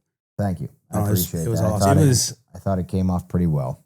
Now, how does WWE get away with the fire code of locking you guys in an arena with 33,000 people? What do you mean? I mean, Rockford FD, we got to get you guys on the phone. Fire marshal comes and Fire shuts it code. down. fire code, bro. Where's the- That can't be You're legal. locked into a cage. Fucking bull. It just comes up. Somebody just presses a button, it just rises. No, I saw the guy lock it. I saw him. He locked it. How much are you checking in with Cody with his injury during this whole match? Or is it like, hey, you're here, we're going for it, or you're keeping tabs on him? If there was something that seemed off, I might have asked, but honestly, it's one of those things where everything looked to me to be as safe as it possibly could be. Couldn't hurt anymore. There was nothing where he landed weirdly or, I wrenched it straight. Everything that I did with him was pretty slow. And so there was nothing that obviously he knew where the pain was going to be. And if he felt like we've gone too far or something wasn't going to work, it was totally within his right to say, hey, let's not do that or stop that, whatever you're doing. He never did. And so I felt like we were on the same page as far as where we were at. And, I knew he was going to be in pain. He knew he was going to be in pain. And it was just a matter of what can we put together that's going to work and still create that feeling of ick, as you put it, that's really going to take this thing, Because I mean, you can't. You have to lean into that. Yeah, If you 1000%. have the ick factor, Yeah. you can't manufacture this set of circumstances. That's the beautiful thing about our business is like we can try to manufacture kind of great stories, and sometimes it all works. But then there are things like this that you cannot plan for, and you have to adapt. But those real life adaptations, like I said, that gray area that you look for, where you're like, I don't really know. When you find that, that's the magic, and that's why this match is special. This is very captive. It's because we have that. It's very have it. captive because of that. Like you were drawn to it. You can't look away. You can't. I mean, in case in point, the final sequence of those crossroads after crossroads after 3. like crazy, You man. get dizzy? Your equilibrium in these. I It's think about insane. that all the time. Like No. I've known a couple times where I've got spun around on a football field. You get dinged up. You don't know where you're at sometimes. Yeah. When And that's like everything in this, I think. Yeah, You have when- to know where you're at. Yeah, I mean, it is ring positioning is quite important. When I would land, I'm like, where are my feet and head? And then the Like, cage, you got to make it more disorienting. Like the red sidelines cage and everything. especially is really Yeah. disorienting. I found. I prefer that. I think we've now since gone back to the regular like steel Yeah. gray Silver, cage. Yeah. The red cage was a terrible idea. It's like hitting a baseball. it's like you're in You gotta heaven. have the flat spot. If they're doing aerials and shit, you fucking see red. It's true. No good. It's no fun. It's true. And just to put a bow on this thing, Cody Rhodes got the win. He did. And went 3-0 in that trilogy back at the time. But as we talked about, and on Raw, just a couple nights later, Seth came back in there and brought that sledgehammer back out and Oopsie. brought the ruckus, baby. Fucked them up. But Cody, of course, would miss 7 months after this, pretty much with the surgery, I believe. Like that's impressive that he's doing that move right there. Stretching. Yeah. Yeah. That's impressive. Into the You match. can't like. Crazy. What was your favorite part of this match? Favorite part of the match? Moment. Even though it didn't work out too well for me, probably the bull rope. Yeah. It was cool. I think I'd never had a bull rope match. I've never been strapped to one like that before. And, as someone who's been a fan of Dusty and had a connection with him, to be strapped to his son, with the bull rope in this kind of main event moment if as I was putting the bull rope on and locking it in, I felt like it was a special thing that was happening, Nostalgia. Yeah. There was nostalgia, but it was the newness. It was, I don't know. There was something that felt Tip of cap to the boys. Love that. something that felt special in that moment. So that's probably my favorite part of it. And like I said, it worked in the story you guys were telling and in the match, and it fit perfectly. Yeah, I so think, cool. especially with me trolling him with Dusty, he ended up getting it back on me with Dusty's own thing. And so that was kind of a nice little piece of it, I felt. With the aftermath, what's the legacy of this trilogy? Well, honestly, the legacy of this trilogy, I think without it, Cody Rhodes is not who he is. I'm fine. I think at this point, I never left WWE. I've been here. I've been the flag bearer. I helped take the thing to the next level. But I think there was a lot of uncertainty about, well, if Cody comes back, is he just going to be the same old Cody Rhodes? Is he going to be dashing Cody Rhodes? Is he going to be the guy that falls into the Stardust trap? Is he going to be, what is the American Nightmare? Is it this guy that can take the mantle from John Cena and run? Or is it just going to be another flash in the pan and he's done? But I think these 3 matches and this performance especially really cemented him as the guy who could be the next guy. And I think the audience immediately believed in him from this moment, and he was their guy. And you saw he was able to go on an incredible 2-year run after he comes back, still running really. But this catapulted him to the next level, and I think just solidified what I had already done and who I was for this company and for the industry. What a team player. Amen. That's what it is. You know what I mean? It's a team Like, sport. That's what you want out of your quarterback. Yeah. And just like when you bring in what you said earlier, that, we're like performers. What you said, artistic or like acting performers, Yeah. I mean, we're which I've done a couple acting lessons, and they always say the best acting is when there's like a relationship and you're listening and you're pulling from each other. You need that relationship because it is a performance. Yep. And the heel, like, you said earlier, if you can make the babyface, I mean, after this trilogy, he goes on and becomes pretty much, WWE babyface. That's a fucking team player. Yeah, I mean, that's it. You need a dance partner, and everybody's got different chemistry with different dance partners. And he and I have always had great chemistry. We did it again just recently at Crown Jewel, and it was as fantastic as ever. And so, but yeah, I mean, at the end of the day, you have to understand what's the objective. What are we trying to get done here? What does the best business? How do we do that? You can be selfish all you want, but at the end of the day, it is a team sport. And, when you want to raise all the ships, not just your own, and sometimes raising your own helps, but if you can raise everybody else's at the same time, that's the game. That's what you want to do. If the team wins, we all win. That's right. That's what people don't realize. That's my quarterback. That's right. You win a Super Bowl, everyone gets paid. That's right. Everybody gets paid. Man. Even the guy that, 53 on that team, he getting paid. You getting paid. That's facts. Let's go and let's name and grade this game. Yeah. Our match. But no, we mentioned the Crown Jewel 2025. And then in 2024, you guys showed that chemistry off and teamed up together at WrestleMania 40, right? That's right. That was pretty darn cool, man. Teamed up, lost. We got cheated. Cheated. Yeah. This match was match of the year. And this was match of the year, 2022. Yeah. There's a lot of people who felt 2022, really strongly that 2022, this was the one. Like I said, wrestling's super subjective, so, you can look at it, but this one probably stands the test of time more than anything, I would say. Amen. That was awesome. Love seeing you guys get back in the ring in Australia too. Let's name the match and score the match. Is this the greatest match of all time? Oh, Decimals encouraged. We came up with these names, and if you have a name for it, you can call it in there. We'll put it up in there. But we came up with the Hell in the Cell. Okay, yeah, well, The final chapter. yeah. Third time is not the charm. All right. The torn pec match. Okay. See you at the Crossroads match. See you at the cross. Yeah, Shout out Bump Bump Thugs. Thugs. That was a little Bump Thugs. And I want to miss everybody. Yeah, I like that. I miss my other child. Uh, That's the one lyric everyone knows. I think Hell in a Cell's too obvious. We can get rid of that. It wasn't the final chapter. It wasn't the final chapter. Kill that. I think, see at the Crossroads. Yeah. I think, you know what? I think it's simple, but I think I like the torn pec match. The torn pec. Well, everyone knows it by the torn pec match. Yeah, I think that's the one. That's the biggest identifier. And I don't know how many, I don't know how many torn pec matches you're gonna get. You know what I mean? I don't know how many out there. hope People there's not Been a lot of Hell in the Cells. So yeah, Ray a lot of Lewis. Hell in a Cells. Yeah. Third time, not the charm. Ray Lewis tore that bicep, came back for the playoff. I'm just saying, How did you do it? how the fuck do you do We're it? human. How did he do it? Portal. Was that the deer? It's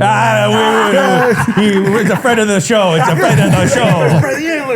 The right. antler, deer antler, pea, or I don't know what it was. Whatever. Stakes of this match 0 to 10. Decimals encouraged. Seth. Oh, stakes? Stakes. I say 10. 10. 10. I mean, the stakes were at their highest here because we're talking life and death. We're talking everything could go wrong here.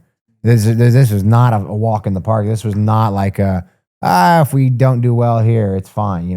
Everything was riding on this match. If this goes poorly, I'm telling you, WrestleMania 40 doesn't happen. WrestleMania 39 doesn't happen. None of it happens. If this doesn't go just right and get us exactly where we need to be, the last 3 years of the business is a wash. That butterfly effect is crazy. After learning, it has changed my score. Because, this is coming out of COVID. COVID kind of screwed a lot of stuff up. And then you guys had to springboard it back. I'm going to go with a 8.2. At a 7.9, we're in the same Tyler. range. I had a 4.1. Why? 4.1. Yeah. What is Russian wrong judge. with That you? guy right there. That guy right there. I take it from a perspective of not in the kayfabe world, from the outside world. So I can't score the stakes because it is, crafted and written and something like that. What? So that's where I'm at. 4.1. So because we have a plan for the performance, there's no stakes. Well, that's why what you you're got telling 4 and you me? got 4.1. If it was no stakes, it'd be 0. Now, That's the worst argument you've ever made in your life. Oh no, I gave it a 4. So there were like some steaks, but because you guys write it out, that means there's no steaks. The funny part is Becky lit me up for this too because I also had a low score in steaks, and So you're just biased, but because you're just biased against pro wrestling. Guy. He's a hockey You're guy. biased against pro wrestling. Because when we get forward, my star power is very high. My gameplay is pretty high. Like I respect the craft of it. I think it's incredible, like what you guys do in that blend. I'm offended by the fact that you think because the show is predetermined that there's no stakes involved, or sorry, low stakes. I'm pretty offended by that. I will say there's wild stakes at play in what we do. We're talking livelihoods of human beings. It's not just me and Cody making money. It's an entire roster and it's an entire crew and it's a business that we're feeding families. There are children who are better fed because of this match now. Like not just like two, like not Cody and my kids. I'm talking about like crew. I'm talking about wrestlers and their kids. Everybody made more money because this was successful. There is a lot of stakes riding on this. I'm offended by the fact that not just my match. I'm talking about all matches that are at the utmost level. There's a lot that goes into play to try to make sure that this business stays afloat and that there's money to be made all around. So that's my rant. Do we have a sledgehammer under the couch by any chance? I won't be able to use it. No. So let's see if Kyler can boost his little score up on the next one. Star power 0 to 10. Star power. I'm gonna go with an 8.5 on this. 8.5, 8.5? 8.5 on this, yeah. Like you guys were at this time the two bigs of the league. So sort of, but we're on the come up a little bit. We're like right below the tip top. You know what I'm saying? Like I'm there, but again, I'm not going into WrestleMania in the main event this year. That was Roman Reigns and Brock Lesnar, right? So I'm not that guy. I'm not the 10 just yet. Cody's coming back. We're building him from WrestleMania. We're building him at Backlash, and now we're here. And so I think we're almost there, but we're not quite at the like elite level of superstardom. The boys are ascending. They're ascending. I'll go 8.7 for Gronk. Nice. At 8.3, so we're all in the same ballpark. Okay, yeah. We're in the same boat.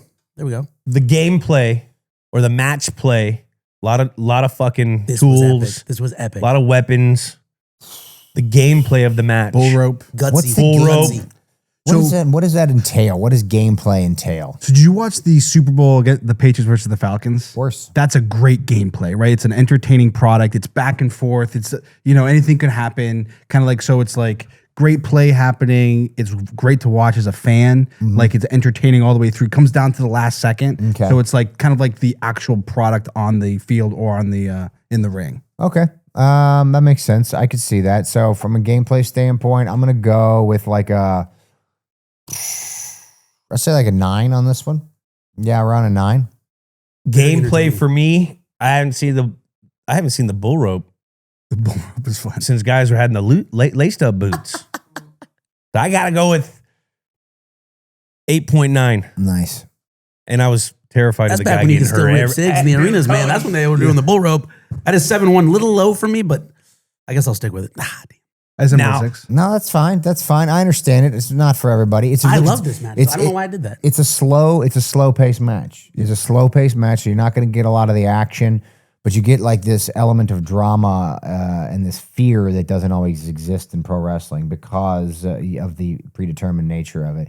And so you get there's an element of reality that exists throughout this match where you feel how he's feeling more so than I think some of the staged combat that we have 100%. in other matches. So that's why I gave it a high score. No, I love that a lot. The It's drama a of the thinking man's peck match. kind of limits the actual action. Yeah, right. But it still it's heightens also, like the drama. It's heightens more the impressive drama. that they're Story. even doing anything Yeah. with this guy. 100%. Yeah, The yeah. guy got nothing. Yeah. I'm like See, wincing. I'm wincing the whole match. See, that's something that we don't generally score is the like drama leading up to it. And maybe that's a place where my stake score might be a little bit low because I'm coming from a sport, like a 2 teams, no determined outcome kind of thing. So I'm taking into drama in stakes, but there is You drama got in Seth this type of freaking level. Rollins Yeah. in your head right now? You're There you go. biased. Seth freaking Rollins Like in I your said. head right now, dog. Like I said, he's biased against professional Seth wrestling. freaking Rollins in his head. Rent free, All right, baby. so lastly, we grade the name of the game. This is the Torn Peck match. Culturally, how will people remember this? Like we're grading that, That we're grading just the name itself. the name. Like cultural impact, where its place in the historical People will remember this. So context. if you said the torn pec match, people will remember this. People will know this match. Well, I think if you say, because if you're like the Cody and Seth, the match, the one with the torn pec, where he's got the torn pec. Immediately you your mind immediately goes go, oh yeah, I know exactly where it is. So that's a good name. But it's still like it's not the sexiest name in the world. So I'm probably only going to give it like a 7. It's not quite Rumble in the Jungle, but Yeah. It doesn't have that thrill in Manila. You know what I mean? It doesn't have that Yes. same. I think it's like an 8-2. Oh, nice. you know Just exactly. because I think you know exactly what, like you do, remember the yes. Immaculate Reception Wow, I went 6-7. Yep. I didn't even realize it. 40 years ago. Yeah. Immaculate Reception, you're going to know that. You're going to know this in 20 years because no matter what you say, you will always remember The torn that pec fucking match. pec. That's That is true. singed. That image Yeah. is singed in my Yeah. brain. Yeah, you will always remember that. He changed it. He modified it. I did modify it. Yeah, Yeah, you went up. yeah, I did. All right, I like the torn where pec. does it I put us? went 5-1. It's hard to gauge the cultural impact because this match just happened a few years ago. Yep. So maybe if we were to come back to this game in a decade or this match in a decade, that number probably goes up because it's hard to tell when you're in like an art movement when you're in it. You can't really appreciate it while it's happening. I understand. You have to this. look back. I can accept that. What do we got on score? So the final score is 7.71. Where is it on the mat? That's or on going the to list? put us. Oh wow. That's going to put us. It's tied for a new 62nd match or game all time. The Tuna Bowl. Okay. Jets versus Patriots 1997. That was Bill versus And it's just Parcells. below No, Super Bowl 21, Giants versus Broncos. Super Bowl. Yeah. And then Okay. just ahead of Super Bowl 17, Cowboys versus Bills. Wow. What's number 1 on this list? It's a little There's biased. no bias. It's a little biased. There's no bias. No bias, none. No bias at the top of this list at all. Zero. To be fair, None. we are overexposed to Patriots coming on the show just That's because of Jules' amazing. relationships and Jackson Super Homer. This Where's is- Big If time, you big saw time. my Becky Two scores, you Belts. wouldn't. Yeah, Becky Two you Belts wouldn't It's see that. 27th. Oh, Yeah. nice. Shout out, nice. Yeah. Becky Two Belts. That's great. That was an all-timer. What was Good that? for her. That's Sean and Brett up there, WrestleMania 12. That's cool. What are some other matches we, We did? did. We got the Oh, Luke the Harper Iron Man match. Yeah, Yeah. quick Shawn Michaels, match. Bret Hart. Rock versus Mankind. Yep, Dolph Ziggler, Luke Harper. That's back there at 106. Awesome match. Got Charlotte Flair's in there as well. Yeah, Charlotte was great. Yep. Is there a match wrestler combination that you'd like to see us do? Gosh. A match wrestler combination. I mean, I think the most important match that we've had recently with the most story and the most build that could probably push this list strong is the WrestleMania 40 Night 2 main event with Roman and Cody. Oh yeah. and the kind of the death of the bloodline and all the things that went into that whole story, and then getting to that point where Roman finally loses the title. I mean, that's a watershed moment in our industry.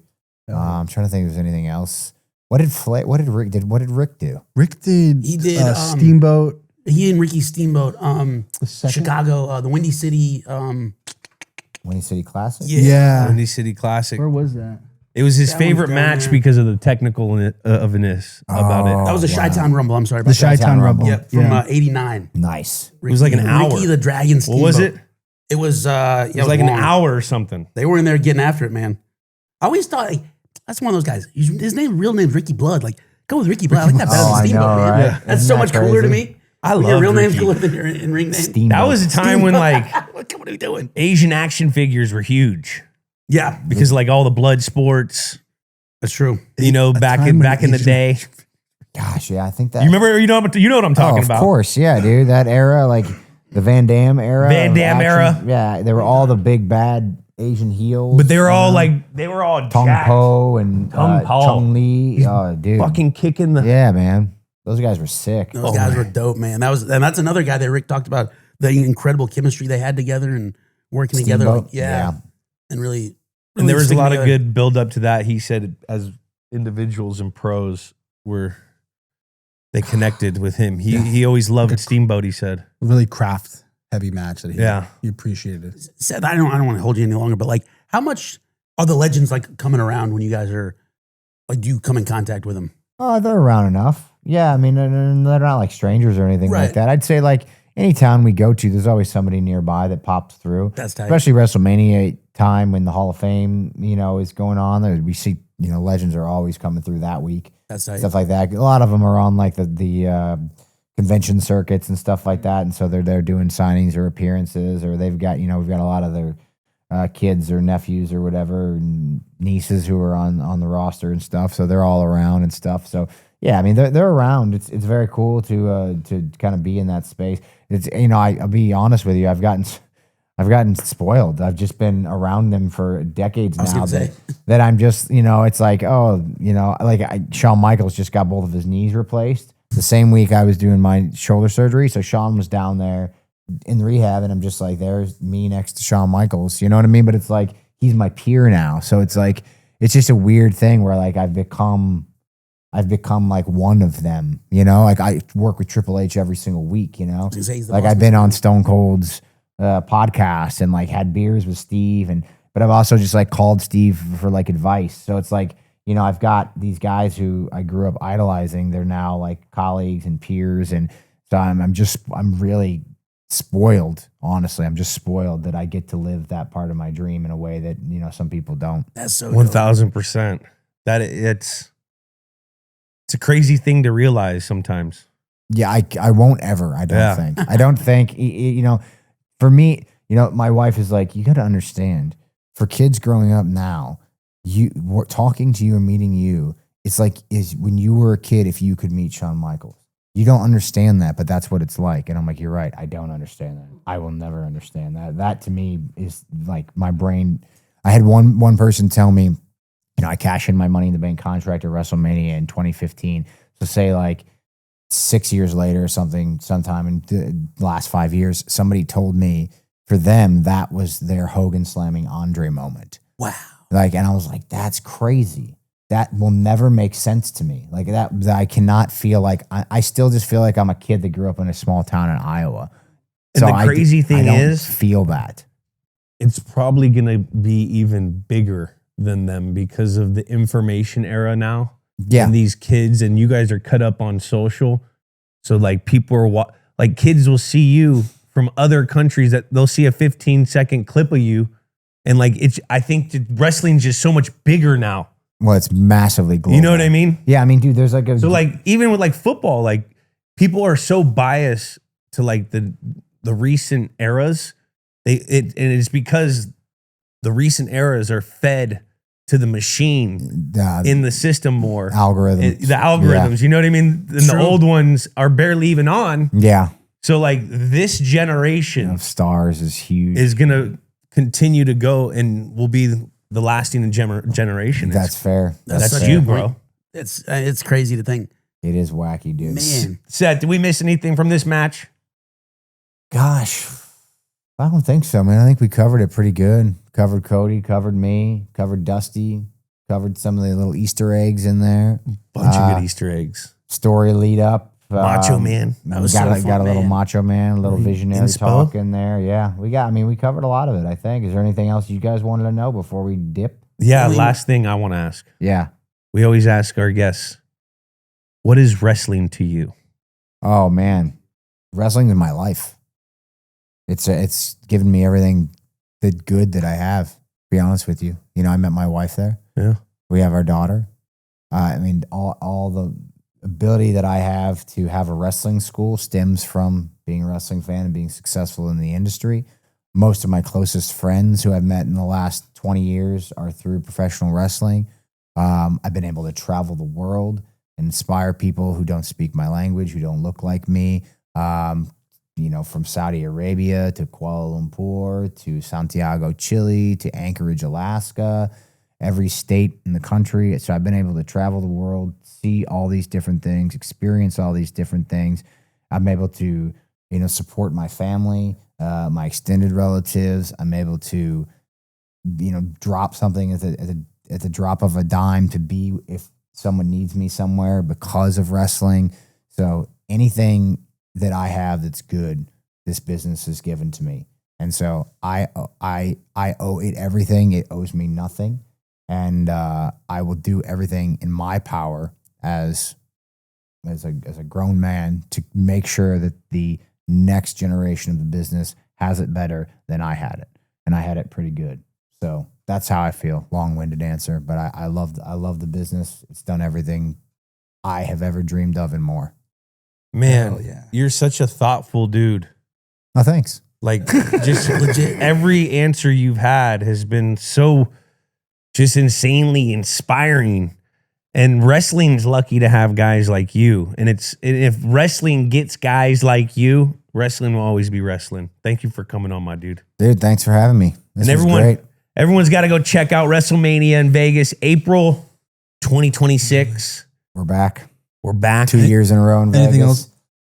Hopefully I'll be available. Oh, he'll be back. We'll Let's go, see baby. how it back. goes. Let's go. He'll be back. Let's go. Anything baby. else Got you to want get to this plug? shoulder right. Anything else to plug? Nah, man. I mean, look, I got my wrestling school, but that thing runs itself. blackandblavewrestling.com if you want to check that out, or the Instagram.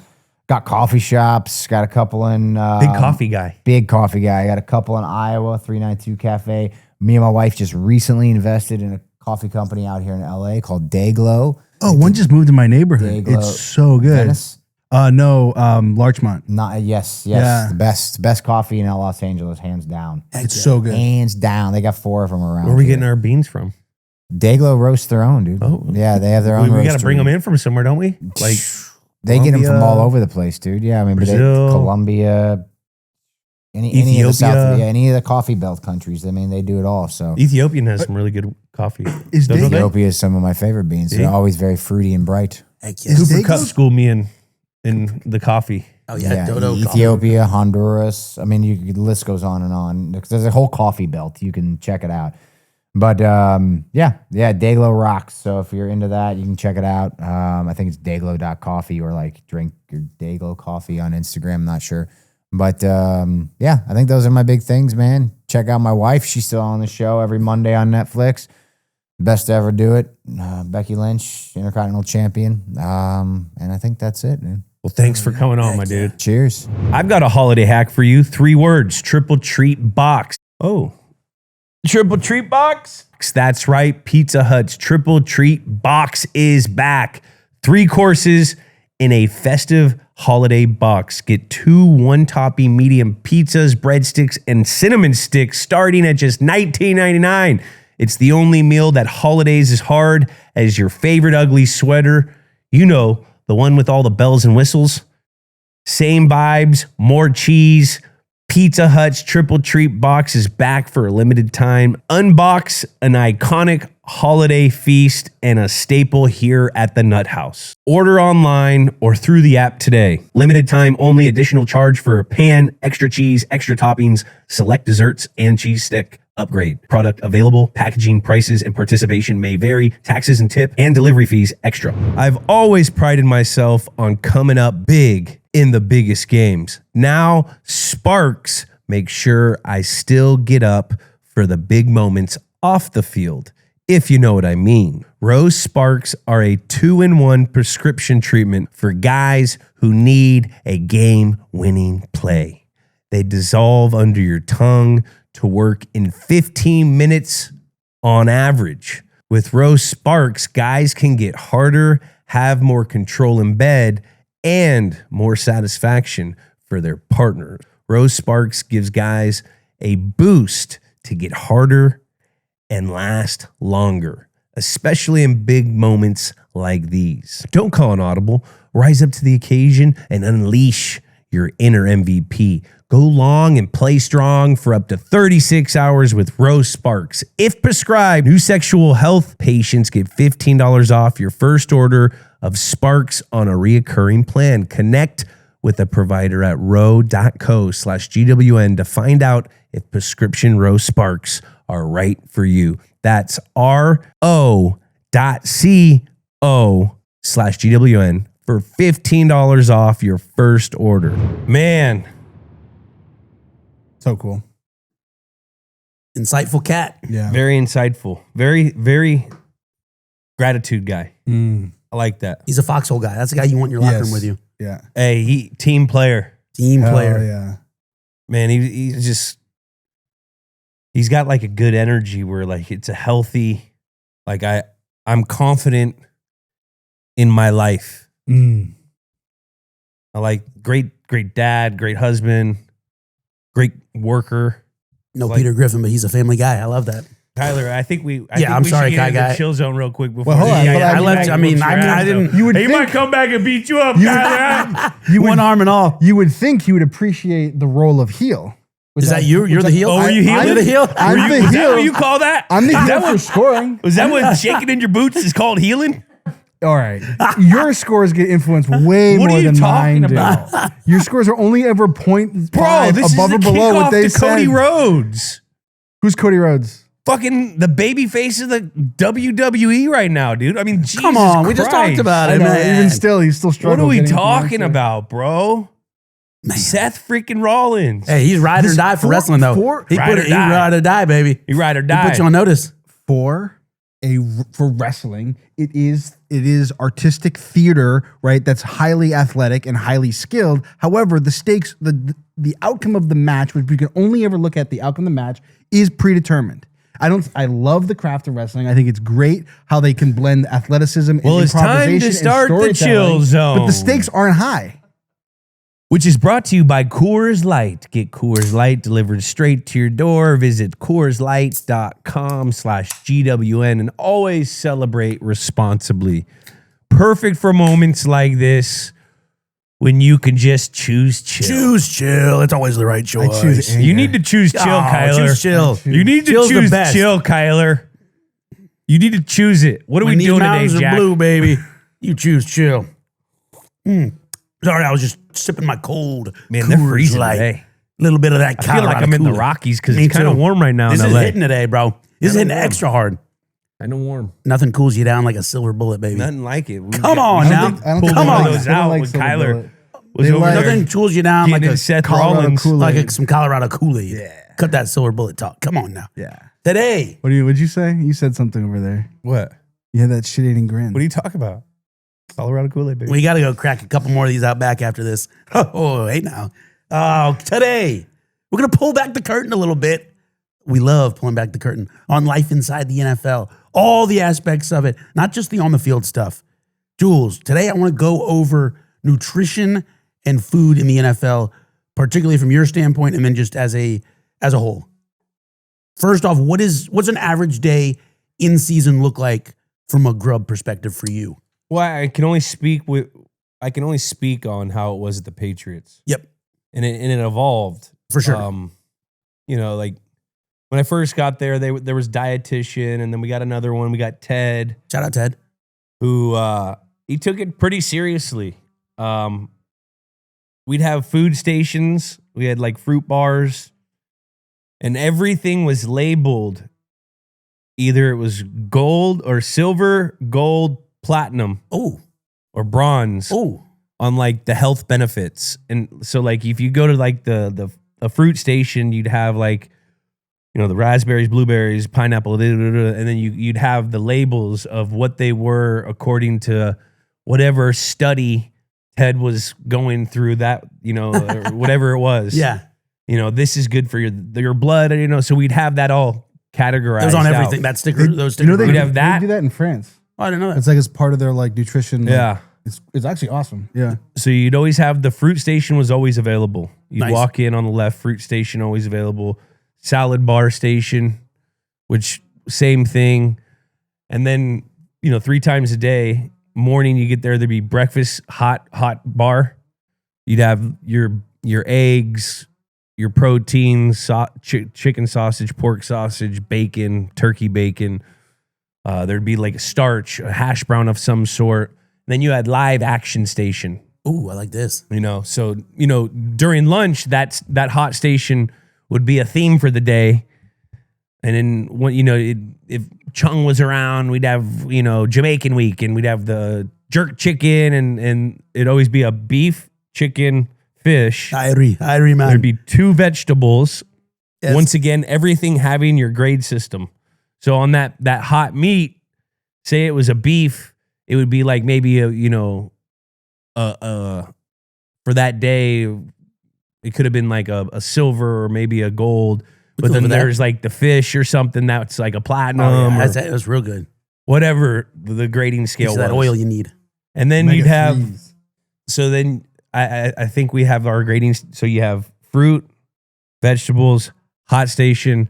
Then you have live station. Then you'd have like, sometimes the live station favorite was the bison meat gordita, the bison lean. meat. What is it? The crunch wraps. Yes. Bison meat crunch wrap supremes. Crunchwrap They would Supreme make bison the wrap? crunch wraps right there with bison, ground bison. So they get the little like tostada thing. They put the bison in, the bean, and like guys love that. They'd make them fresh off. and then Oh, give them that to sounds you. like heaven. So you'd have like 4 or 5 things at the live station, and then you also had smoothie bar and snack station. Snack station would be all like the healthy snacks. And so each year, so the food, you had great food. We had I thought we had pretty good food. It's anytime you're in cafeteria, Yeah, it's stuff caf. gets repetitive For sure. but the quality of the food was really good. We also had like a kombucha station by the time I left. Nice. Good for gut health. Gut health. Nice. They had huge smoothie station, which I believe I'm a huge. I feel like I was one of the pioneers of that. Smoothie time. Making my Check it out. smoothies. 2013. Smoothie time. Then we got Shout out smoothie Ryan Allen. station. That's But I would always make my own smoothie. They had smoothie makers or smoothie ladies. But I always had to get back there and do my. I was I'd What kind of like? What are you putting? Show in 'em how the smoothie? pro What kind of does it. powders? for my smoothie I would go. I would go with like I like the plant protein, and then I would use the collagen. So you got still the It's good collagen, for our skin. Nice and tight. but that comes from cow. I would go greens like spinach, because I'd take spinach from the spinach station. Yeah. I was big with a lot of blueberries, banana, and then I would put in almond butter, almond milk, and then I would put in like the turmeric. Mm. And then they had a couple other things. Cacao nibs, maca, All maca. functional mushroom. I was sipping on a put smoothie all in the episode. maca. If you, I was a big Fair to know. smoothie guy. I would, because and I would immediately put a smoothie in my body when I first got to work, Mhm. and then I'd go do like I would get there like 5:30, 5:15. So like the food stations get popping around 6. So I'd hit that, and then I go do my routine, and then I would come back, and I would nibble on some eggs. I get like 2 over medium eggs, or maybe an omelet, nice. just to get some hot food, because I wanted hot food. You know what I mean? Good You base still layer, want yeah. Good hot for food. morale. I like to nibble. And then after that, you got like hours of meetings, and then you come back and you come back in the cafeteria, and then it's the lunch section, and you go through. And I was always like, I'd probably nibble on another smoothie, and then nibble on some protein that they'd have. And then I would go practice, and you come back, and I'd have another smoothie, and then nibble on I would nibble. I wouldn't eat a lot of it, because I'd go home and I had a chef that would cook according to, my blood type at dinner. That's what I was just going to ask how that was at dinner. I know So a you lot had of times, a lot I of didn't have guys, the chef back in the day. you go, and I think they even do that with the team now, where they would pull your blood, and they'd send it in, and analyze it to see what your body's, and taper everyone's diet at different according to their blood. What was Like I your- couldn't have mustard seed. That was like an inflammation factor. My body, for I don't know, whatever reason, I ate alligator a bunch, Nice. because it's got the omegas of, and it tastes like chicken. It's like a pork. Or is it crocodile? It was it's like a fish and chicken put together. Yeah. You get like, there's more protein than fish, but it has the omegas that fish have. So there's like a lot of like good benefits to it. You were eating Gator a lot? It was gator. Wow, I didn't know that. You know what my blood type is? B I don't know what my negative. blood type is. I do. It's written down, but I'm not one of the people that like, hey, I'm 22D deficient. Yeah, no, I feel you. Mine's B negative. That's a heck of a popsicle That stick is- joke right there. That's a heck of a popsicle It's stick actually O joke. negative, universal donor. Oh, I was man. gonna say B negative. Matches that stamp. Oh, my God. Oh, my God. That was good. But I don't know. That was a good one. Did I just explain anything? In No, that? no, No, no, yeah, that's great. yeah, you so took how, us through the day. how did that evolve? Like, I'm sure you weren't like personal chef when you started in the league. No, but because I got sick of taking the food home from the stadium. So most guys taking food home. You like, can. Yeah. Because after night meetings are done, they'd have dinner, because a lot of guys do that. When I was Yeah. young, I would eat all my meals at the stadium. The Robbie G special. We were in Foxborough, so like there not wasn't a- a lot of stuff. There's a Dunkin' Donuts. And you weren't going to cook. So Good. a lot of your food intake for a lot of the players is from that. I mean, Gronk till the day he left would grocery shop there. I mean, still you just talk suspect about- he stops by every now and then. He still does. That's why he lives there. His house looks like a facility. It's like when you go to his fridge, it looks like what the facility looks like. You got your Gatorade section, your protein section, your water section, your shot section. There's like protein, like the refrigerated protein section, protein bars. Now, outside of meals, like the catered meals that they have, where they're like snacky Yes. to go, grabby. Jerkies, any kind of plant protein bar, regular protein bar. They had a huge section of snackables, a lot of nuts, certain nuts. We had nut stations, trail mix stations. Love that. You know, Well, it was the big. I mean, I thought it was. I didn't come from anything great. I went to Kent State, and so like, I was fascinated with it. Now, how much like Tom Brady's diet is well known and it's out Yeah, there. but- how much were they catering towards him, or is he just doing his own thing? They would make him an individual meal. Like later on in my career, I'd have an individual meal if I was doing what Tom was doing, pretty much. You know what I mean? Like trying to eat healthy. If Tom was doing it, I would fucking try to do the same thing. WWTBD, like baby. make it What would Tom too- Brady do? Yeah, I was like, hey, just maybe throw a little more meat in there. Yeah. Yeah. I like that. What did we've mentioned it on the show before, but it feels apropos in this section. Can you tell the people about Fat Friday? Oh, Fat Friday. Yeah, so Pizza Friday. Every Friday, it's a shortened day. There's no night meetings, so it's not really short in the morning. It's the same morning, Right. But there's no after post meetings, and it is a little. No, I don't think it is. It's as long. You get out at around 2, and we'd always have bets on when we'd get out and stuff, like, because we'd always go over, would never be at when we're supposed to get out, and so each week would be a different catered outsourced place. Love that. You know, so they'd bring in Chick-fil-A, they Yes. bring in, Davio's, everyone, the Patriot Place stuff was huge. Ruby Tuesdays.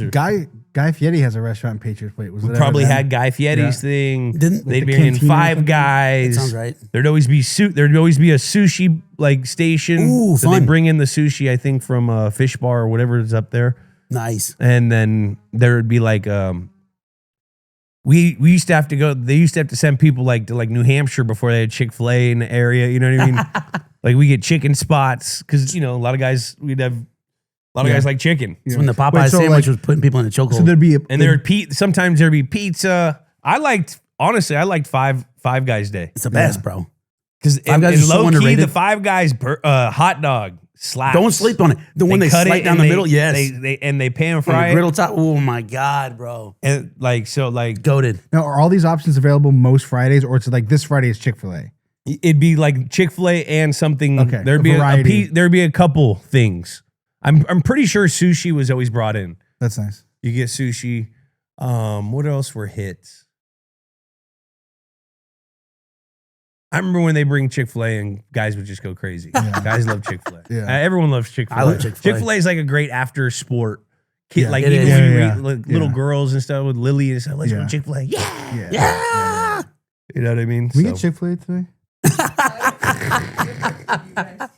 It's the It best, works for man. us for two. It doesn't miss. What else? I forget some of the good stuff because the white bean chicken chili there used to slap. Everyone I've heard used legends. to go for it. I've heard tales. What about would you ever do a cheat day during the week in a season? I wouldn't do a cheat day. But I would nibble on, like, if we'd have donuts on Saturdays. Yeah. We'd always get them from Cane's. Mm.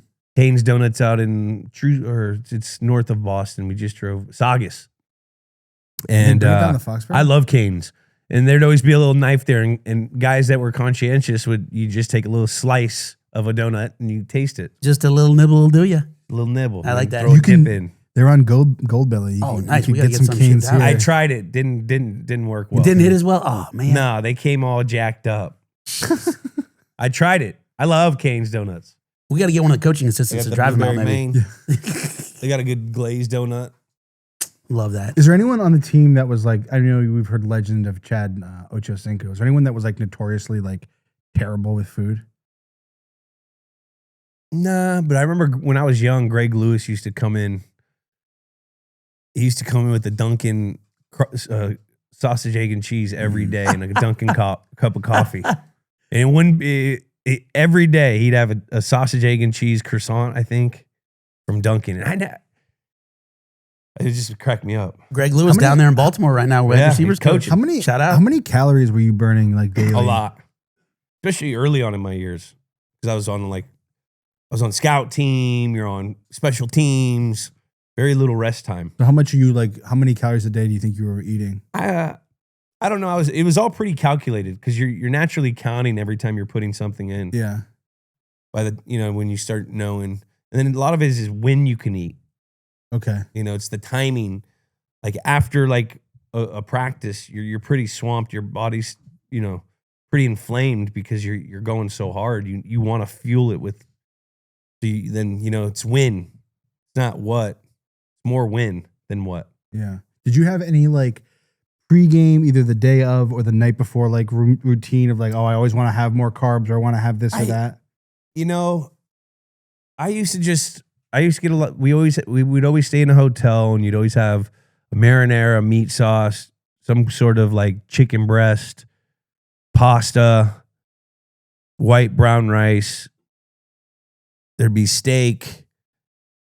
There'd be like a pasta section where you could like, hey, can I get some chicken and some pesto and, that in there, shrimp in there. Like I would hit that sometimes because you can load up on some carbs the night before a game.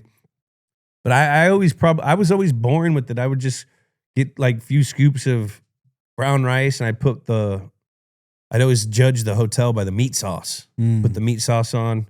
Chicken breast, couple, some broccoli or whatever carrots we had, or I'd hit that pasta station. I love that, like, no matter the level of sport, post or pregame hotel food is always the exact same. It's always the same. Always the same. Damn, Elon basketball manager, we had the same exact thing. Every time we go on the road. Denver, I don't know what hotel we stayed there, but they had really good food. Really? And sometimes when you stay in other hotels in different areas, you get like the theme of that area sometimes. There'd be like one dish of the theme of that. If like we play in Atlanta, there'd be like a Georgia, there'd be like some peach pie or peach cobbler, local flair dessert bar section. Yeah. Or, you go to like, Denver had like, I think they had like some Southwest shit, but I remember their meat sauce being really good. That's tough. And then, like, whenever you play in like a highly dense Italian area, you'd always have really good Italian food. Nice. Because Tom would always and then the night before games, Tom would always buy the linemen like the specialty restaurant of the area. Oh. And I would sneak in there and go grab some of that too. Like if we were in there, he'd always have some like really good Italian restaurants in Miami. He loved this one Italian restaurant in Miami, and the lineman would always get it, and I'd go scrounge, get some leftovers. Leftover carbone with the boys. I love that. Or New York, there'd always be like some good stuff. Or we had pizza in Chicago. Because you'd always get like one of the trainers is from an area. Yeah, and they know the spot. And so there'd always be like one little area, a room that had like a specialty you go get a nibble on. That's so fire. Now, one more thing before we wrap up. Game day. What's your game day nutrition look like? Same as the night before. Same as the night before. The same thing pretty much. No. Except they had they'd always have a chicken broccoli sauceless pasta. Okay. With like penne. Yeah. And I would limit my sauce. I don't know why. I'd get a bunch of that.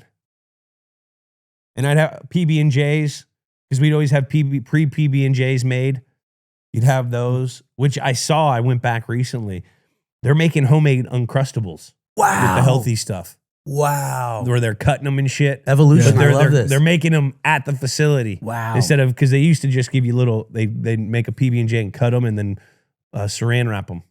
So you can get halves of each. You can get half with almond butter, strawberry on wheat. Then there'd be a section of peanut butter with grape jelly on white. There'd always be a different sections. So you can mix it up. That's so cool. There'd be a peanut butter banana. There's always peanut butter, banana, honey. That Elvis vibe. You know, if you didn't want a jelly, like this pro They're athletes. thinking, baby. They're thinking. And for all those report cards and stuff, when some of these teams it makes me wonder, like, some of our stuff was kind of bad, and I was like, it's still pretty good. Yeah. The You only know one what I I mean? remember is the Cardinals made guys pay to take home stuff. No, do they? That's a couple years ago they did. I think they changed No it. way. See, That's what I remember in one of those reports. Yeah. Were you ever eating during a game, like during halftime or anything? I remember Mark Sanchez with a hot dog. No, I when You we better sue played Mark. Miami in September's, you burn a lot of calories. Yeah. It'd be hot. Oh, and so gosh, I yeah. remember I would yell at Ted, I need calories. He'd bring me some kind of bar or something. Because, I mean, we'd be no huddle and shit Yeah. running. Yeah. It gets hot. Yeah. And you're not in like mid-season form. Yeah. So I remember eating at halftimes. There'd always be pickles, PB&Js in the Good for half cramping, tube, yeah. oranges. When it You was guys cold. did cut up oranges too? Yeah. With When- someone's mom hand them out? Yeah. Yeah. And then when it was cold, there'd be chicken broth and hot cocoa. Hot cocoa. There'd be some hot cocoa in there too. Okay. I ain't mad at that. Hell yeah. That's awesome. I love learning. I love anytime we're talking grub, I'm down. But there'd always be pickles. I always just gnaw on a pickle, a little salt. Give me that little gherkin. Give me that gherkin. Yeah. Well, if we missed any questions about nutrition and food just for went off. players, Yeah, we did. I'll drop them in the comments. Ted, sound off. Oh, And that was the Chill Zone. Thanks to our favorite beer, Coors Light. Get Coors Light delivered straight to your door. Visit CoorsLight.com/GWN and celebrate responsibly. What a match. Thanks again to Seth freaking Rollins or Colby Lopez. Lopez, either way. Tyler wouldn't have asked him what he wanted to call him. I'll tell you right I now. told you earlier before the I'm show just for you to saying, ask dude, him. don't be shaking your boots. Don't be shaking your boots over there. Oh and that's my been another gosh. episode of Games with Names. Subscribe on Apple Podcasts, Spotify, wherever you listen to your podcast. Comment a game you want us to do. And remember, Rate and review. leave us a- little baritone there. I know. I can't hit the high notes lately. Yeah. I don't know what it is. Something in my chest or something. what was that blood type? B negative. Remember to follow Games with Names on YouTube, Instagram, X, TikTok, and Snapchat. We're also on Discord now. Leave a message or a comment on the YouTube full episode, and we'll read the best ones on future episodes. Leave a message on the hotline. That number's 424-291-2290. We'll see you guys next week. Games with Names is a production of iHeartRadio.